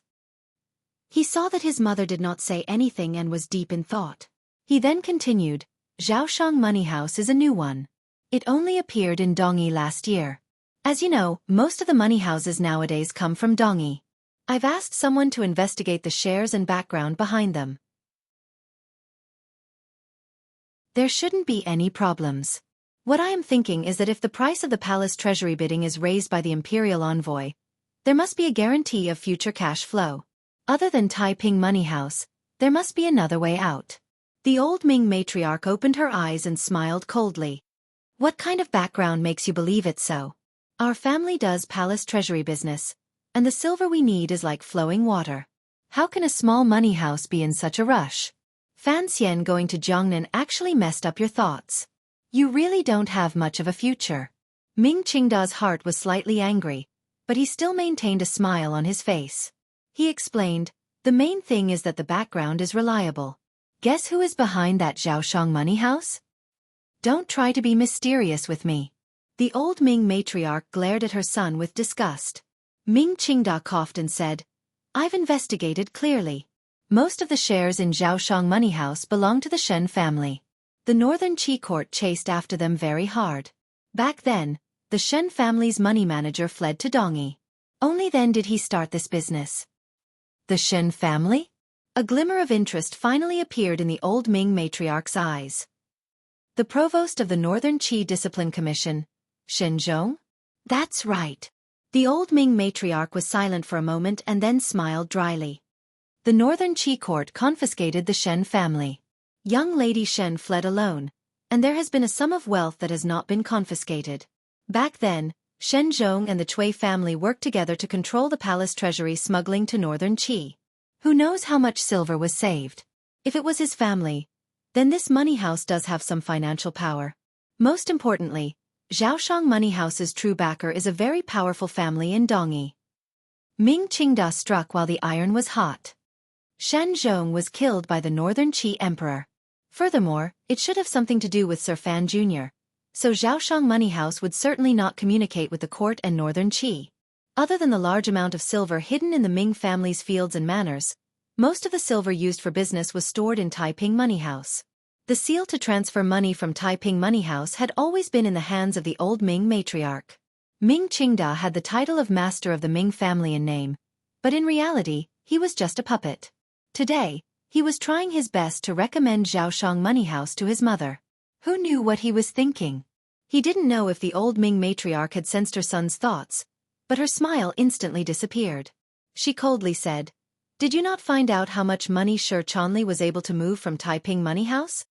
Ming Qingda felt a thread of cold sweat trickle down his back.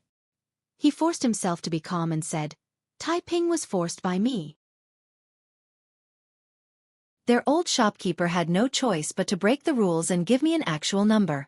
I'm not sure where the silver Shi Chanli was able to get came from, but it should be from the Fan family.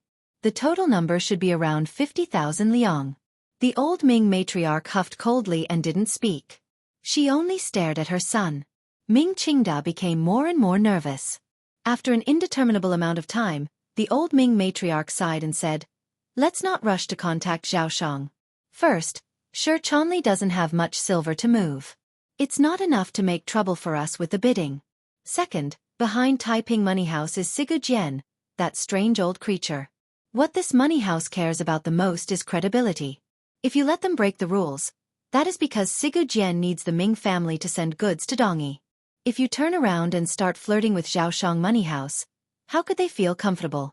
Third, even if Zhaoshang Money House has the Shen family's money behind it, it actually doesn't amount to much.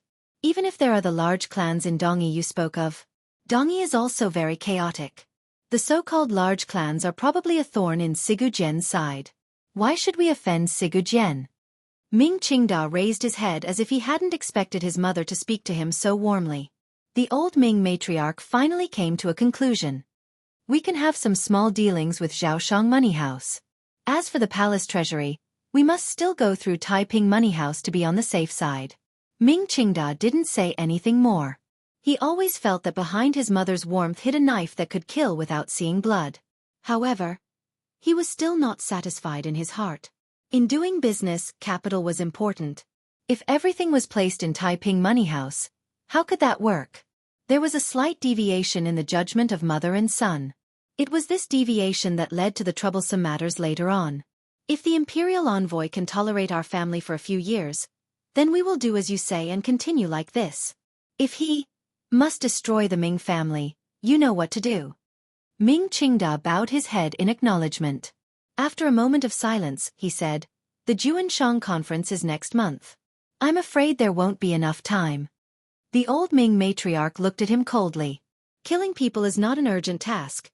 As for the Juanshang conference, the Ming family has raised the Jiangnan martial world for so many years and protected them under the eyes of the court for so many years.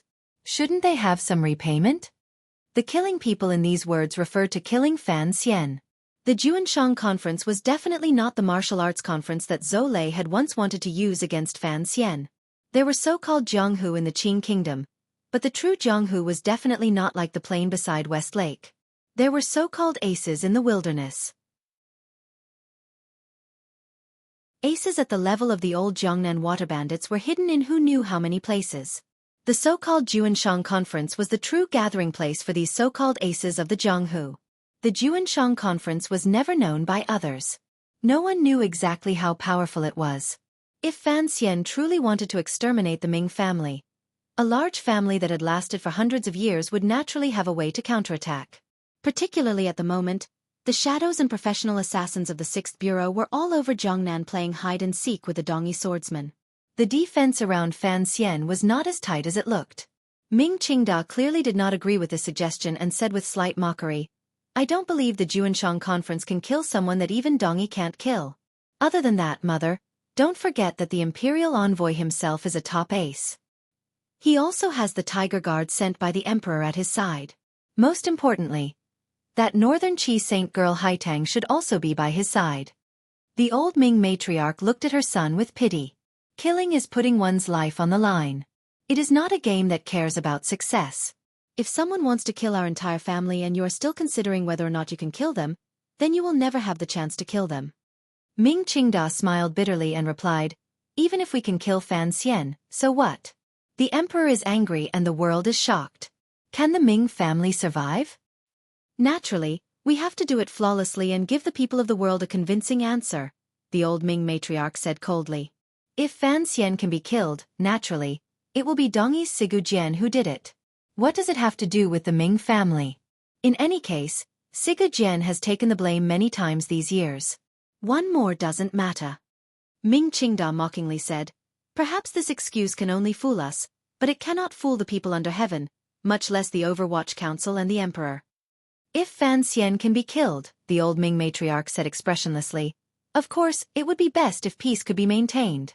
But if that day truly comes, I believe that the wise emperor of the Qing court will not shake the entire Jiangnan and the foundation of his rule for the sake of a dead illegitimate child.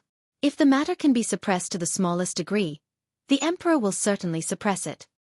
A living Fan Xian is more valuable than 10 Ming families, but 10 dead Fan Xian cannot compare to a broken Ming family. The emperor does not like the Ming family, but he cannot destroy the Ming family. Thus, the emperor only hopes that this time, Fan Xian will be able to seize the Ming family completely into the hands of the court. If you can understand this, then I can rest assured in handing this family to you." A glimmer of hatred rose to the old Ming matriarch's face. "When the time comes, I will throw in my life." Ming Qingda's feelings were mixed.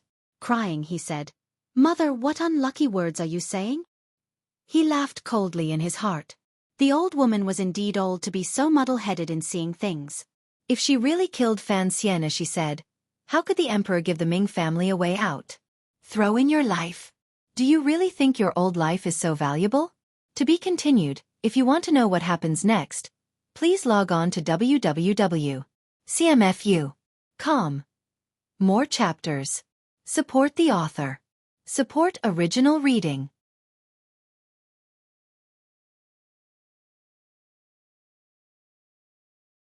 Chapter 362. Xueqi walked out of the bamboo garden restaurant and made a shushing sound. He wiped the beads of sweat from his forehead. The building behind him was currently being renovated. However, there was still some time before it opened for business. The business of Baoyue brothel expanding into Jiangnan had started off smoothly. However, there had been a small problem with the matter of buying girls in Suzhou. Although they had relied on the third prince's power and influence, they had not been able to invite any of the popular girls. Every time he thought of this matter, Xueqi felt a headache. Jiangnan girls were famous for their beauty. Why couldn't they find some decent girls? Had they all been hidden away by someone? Originally, there had been other ways. He had also gone to the broker shop to look. However, the girls the brokers enthusiastically recommended were all pitiful girls who had escaped from Jiangbei. Although it was their parents who were selling them, they had not been able to extract their money. Xueqi could not bring himself to do it. He was also afraid that Fan Xian would be angry. Speaking of his teacher, Xueqi's head swelled even more. He really didn't know what that young master was thinking. After returning from the palace treasury the day before yesterday, he had dove head first into the Hua garden that the salt merchant had given him. He had shut himself inside all day, and did not even seem to have made any preparations for the palace treasury's opening bid that was about to arrive. Xueqi was wearing a cotton robe. Although he now had the identity of a merchant, he still could not shake off the scholarly mannerisms that his decades of bitter study had nurtured. His hand stroked the smooth walls of the carriage, but he did not get in. The guard beside the carriage looked at him curiously. Countless people passed by beside the carriage. On the busy streets of Suzhou, Xueqi's mind suddenly wandered. He looked at the peaceful and happy Jiangnan commoners and furrowed his brows slightly. Thinking back to what had happened this year, he suddenly felt a glimmer of fear toward his own choice. After Yang Wanli's conversation in Hangzhou, although these people still saw Fan Xian as their leader and firmly headed toward that unknown future, Xueqi was different from those three schoolmates. However, Xueqi was different from those three schoolmates. He had already lost the thought of an official career and began to help Fan Xian take care of some secret matters. He also knew some secret information, so he increasingly felt that Fan Xian was difficult to grasp. They wanted to help the world and provide for the people, but what exactly did their teacher think? He understood that the expansion of Baoyue brothel was, on one hand, to make it convenient for Fan Xian outside of the Overwatch Council to have a second source of information. But, more importantly, it was to make it convenient for Fan Xian to launder money in the future. Perhaps what his teacher had done was for a good purpose, but in the process of reaching this goal, perhaps many sacrifices had to be made. For example, the lives of innocent people, the righteousness that scholars always believed in, and the conscience that everyone seemed to have. At this point, Xueqi knew that Fan Xian was already a powerful official and not the righteous official he had hoped for. He also understood that if he wanted to be a righteous official who could leave his name in the annals of history, seizing power was also a necessary part. In this process, the word righteous would appear too stupid. This was a philosophical dilemma. Xueqi sank into it, but he could not find an answer. He could only silently get into the carriage and bet on his trust in his teacher. The carriage was headed toward Taiping Money House. Recently, Xueqi had been moving silver everywhere there. That 50,000 liang of silver truly terrified him. Sir Fan Jr.'s silver was a bit too much.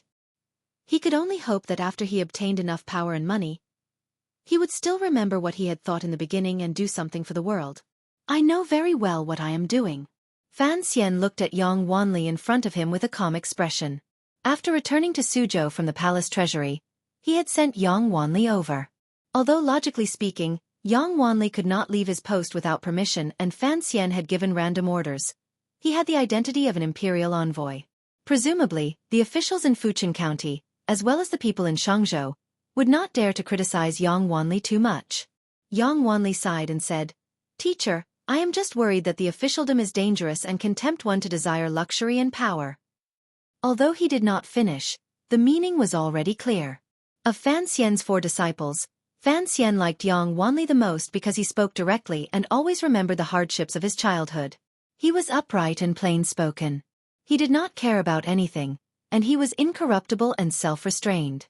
Although Fan Xian was not an upright official, this did not stop him from admiring upright officials. Although Xueqi's heart was clear, he was only willing to keep the matter in his heart.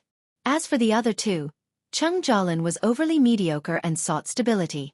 Only Hou Jichong, a scholar who had once been as famous as He Zhongwei in Jingdou, had a sharp mind and was truly a good choice to handle matters. It was a pity that he was far away in another province and Fan Xian could not use him for a while. He waved his hand to stop Yang Wanli from worrying too much. He smiled and said, "My nature is firm, why would I need you to worry? Don't always be afraid that I will slide into the abyss of evil.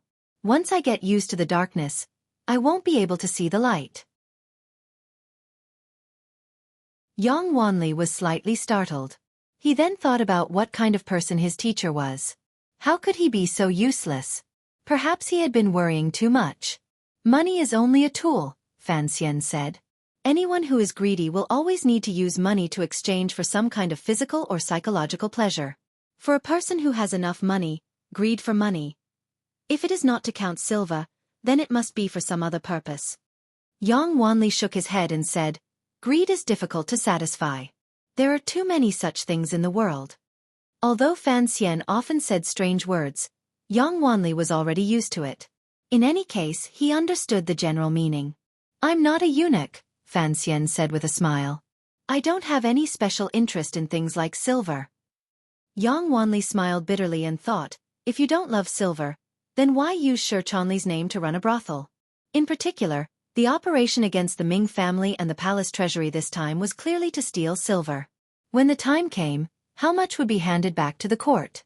Fan Xian completely ignored his student's silent criticism and said straightforwardly, I called you over this time because there are some things I need to tell you. Although Yang Wanli disapproved of some of Fan Xian's methods of doing things and felt conflicted in his heart, for the things Fan Xian gave him, as long as they did not violate the law, he would carry them out with great care and effort. Please give me your orders.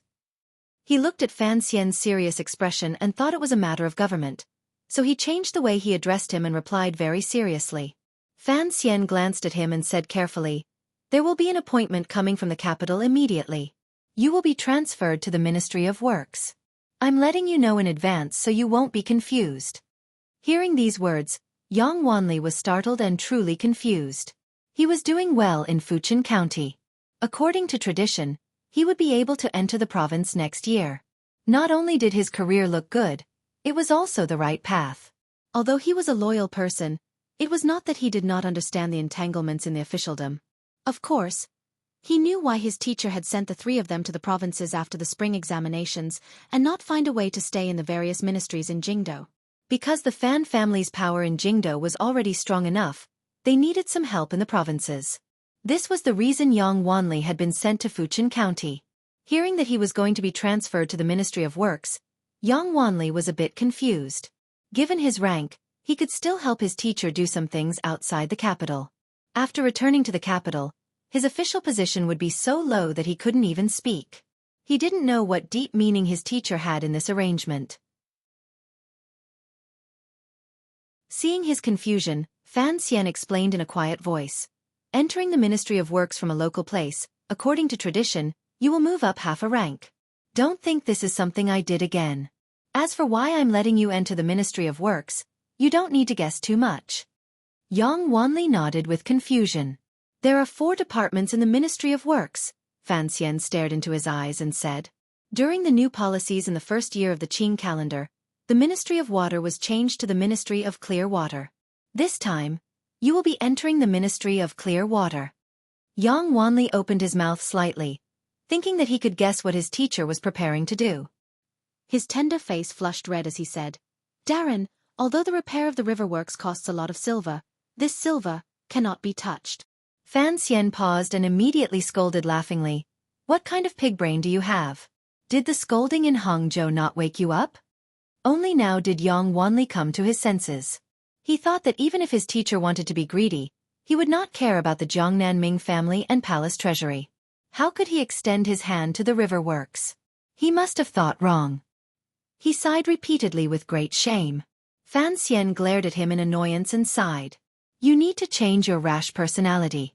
It's fine in front of me, but after you enter the Ministry of Works, you will still be like this in front of those incomparably crafty officials.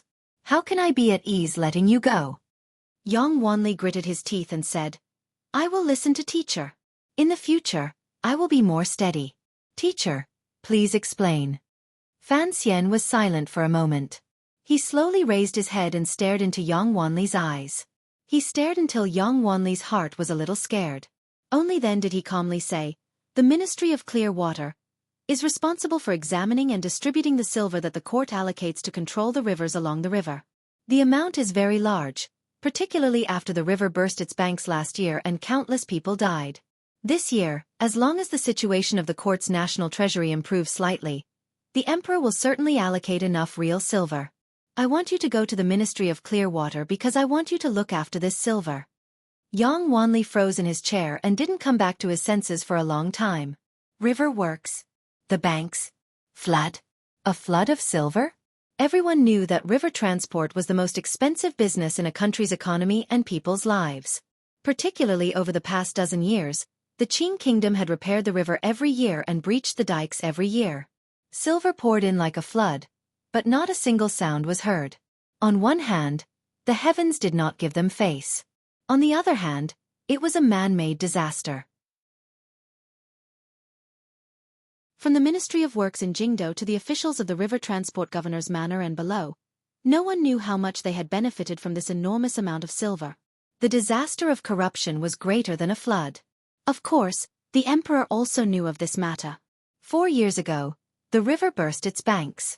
After the Overwatch Council investigated in detail, the current court killed the river transport governor at that time. It was said that the river transport governor's family had accumulated wealth for the country and had the Empress Dowager as his backer.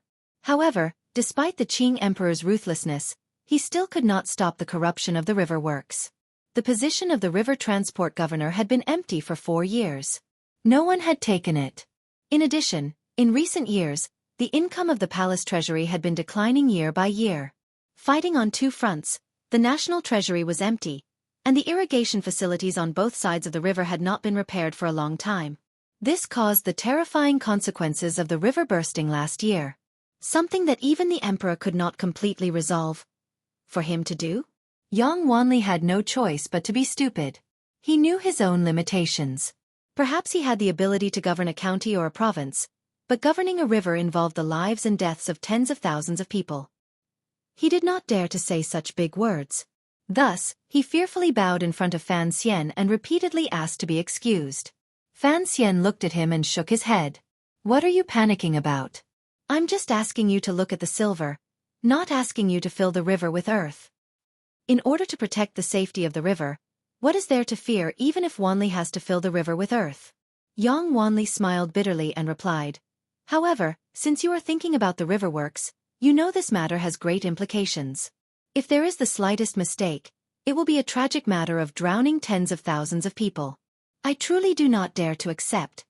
Fan Xian smiled coldly and said, "Don't you want to be an upright official whose name will go down in history? I am asking you to go to the darkest nest of corrupt officials in the Qing court, yet you don't dare to go?" Yang Wanli's face reddened and he slowly lowered his head. Fan Xian didn't say anything more. He only looked at him coldly. After a long time, Yang Wanli finally raised his head bravely. Gritting his teeth, he said, "As you wish, sir." He thought to himself that even if he was killed in the river transport yamen, he would at least be able to put in some effort. Just as his teacher had said, since he was working for the benefit of the world, why should he cherish his body? A glimmer of admiration flashed through Fan Xian's eyes. "Evenly," he said, "to be willing to be cut and dare to, pull the governor down from his horse." Yang Wanli paused and thought these words were a bit strange.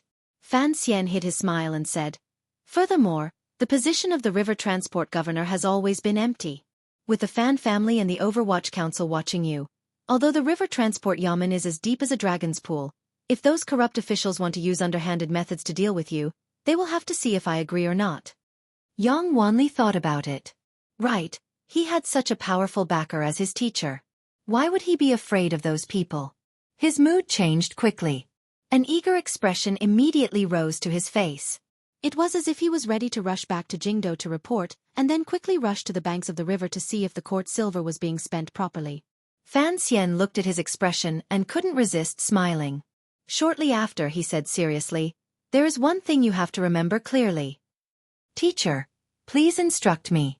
You can only manage silver, not the river works." Fan Xian looked at him very seriously. Yang Wanli paused slightly. He thought that repairing the river was beneficial to the country and the people. So why couldn't he do it? Fan Xian stared into his eyes and said seriously, "Repairing the river will naturally be done by professional Ministry of Works officials. You just have to make sure the silver is used in the right way. You absolutely cannot manage the river works. In this world, the most terrifying thing is for outsiders to manage insiders. Do you think repairing the river is as simple as filling in the embankments?" Yang Wanli's face revealed an expression that was as it should be. Fan Xian sighed in his heart and warned, "I'm letting you go to the Ministry of Works because of your clear-headedness and sincerity. You can't tolerate sand in your eyes. I'm not relying on your half-baked river management skills." He saw that although Yang Wanli had agreed, he still didn't seem to be listening. In a cold voice he smiled coldly and said, "Don't think I'm joking. Yang Wanli, listen carefully." Yang Wanli unconsciously straightened his body. Fan Xian stared at him and said each word clearly. If I find out that you dare to criticize the specific matters of repairing the river works and dare to use my reputation to give random ideas, I will immediately send people to chop you into 36 pieces. Yang Wanli was forced by Fan Xian's cold gaze.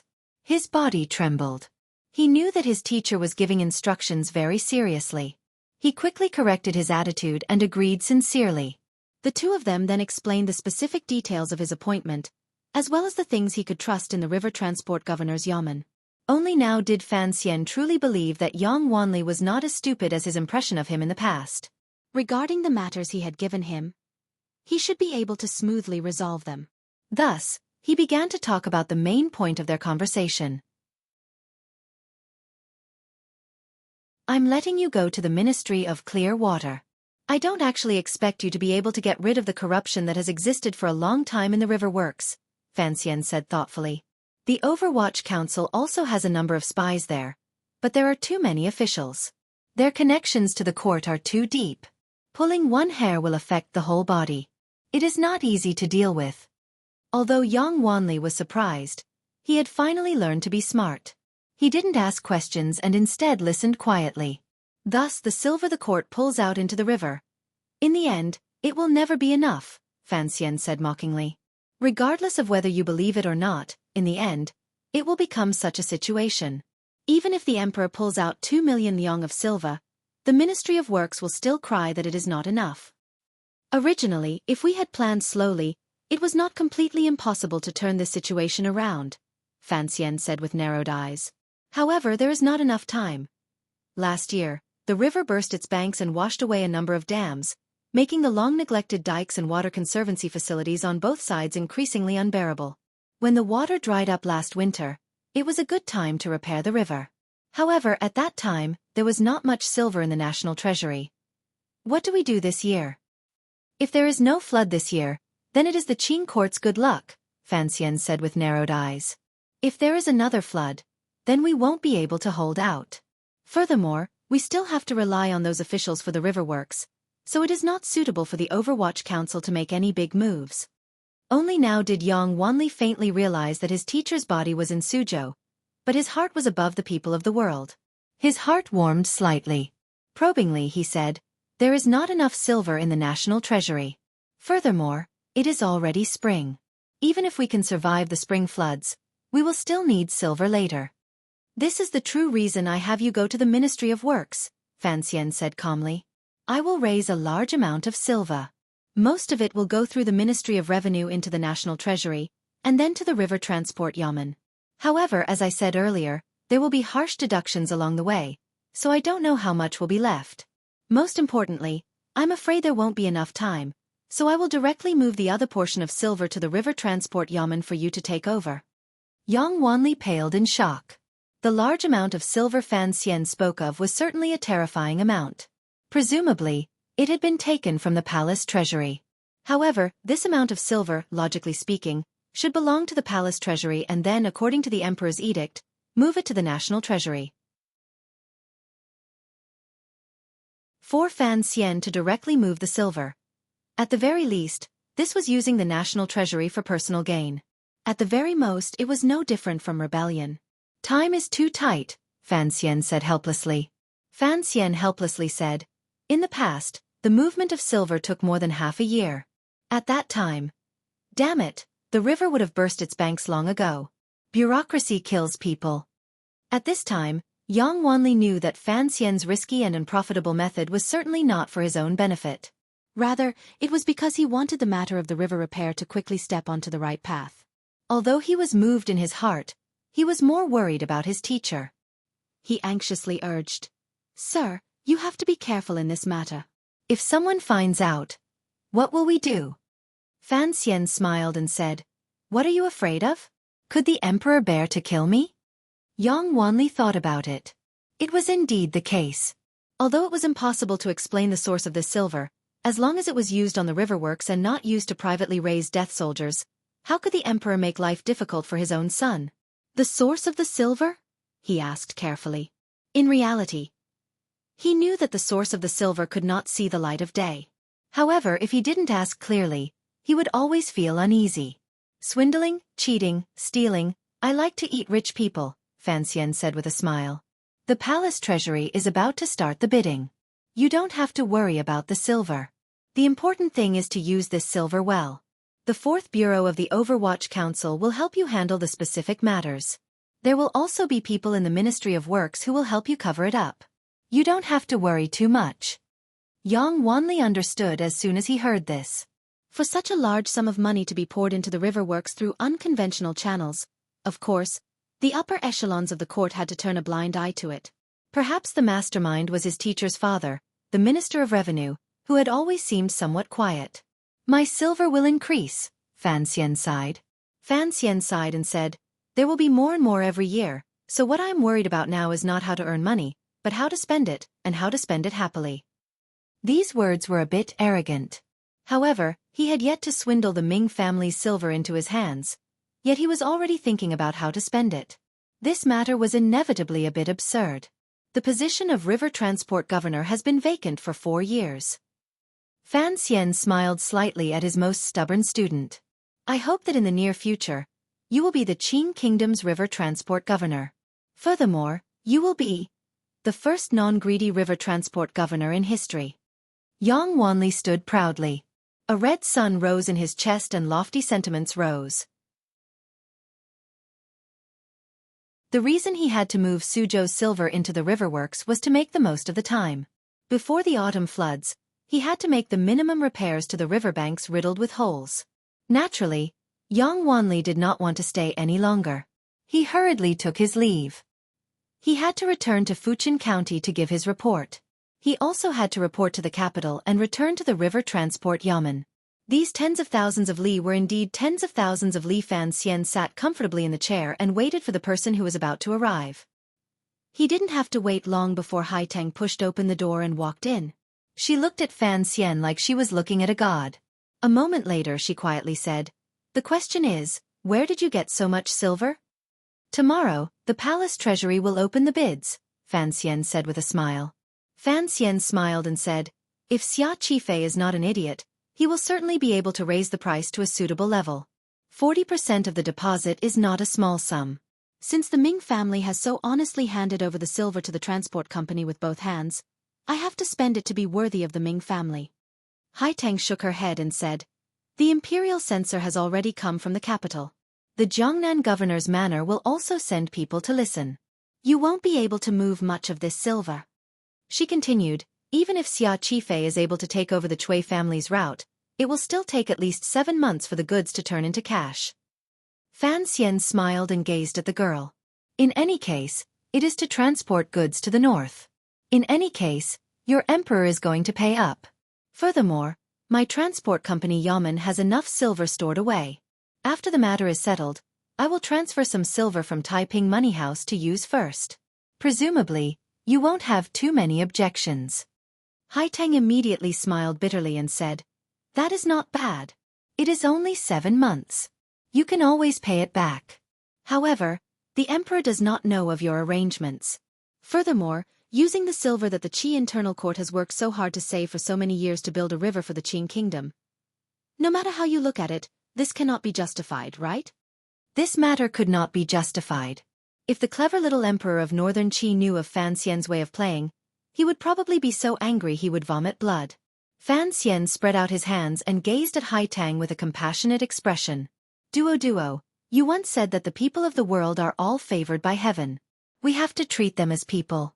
If the river bursts its banks and drowns the Qing people, are they not people? Do you have the heart to watch this happen?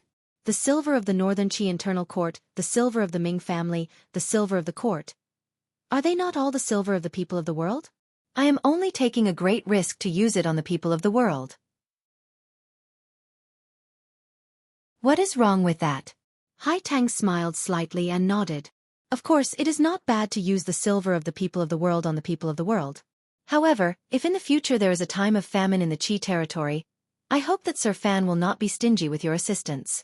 Fan Xian didn't even think about it. With a smile on his face he said, of course. It seemed that Hai Tang had not expected him to answer so quickly. She couldn't help but freeze to the spot. She didn't know if he truly thought this or if he was just casually making a joke. After all, There were too few people in this world who truly did not have the concept of a country. Hai Tang shook her head and said, "Let's not talk about the matter of silver for now. However, you truly surprised me today. I have seen many officials and powerful officials who are greedy for silver, but I truly did not think that you would use your greedy silver on such a matter." Fan Xian slowly raised his head and said with a not quite there smile, "Is it hard to understand? In reality, it is very easy to understand. Just as I said to Wanli earlier, silver is only a tool.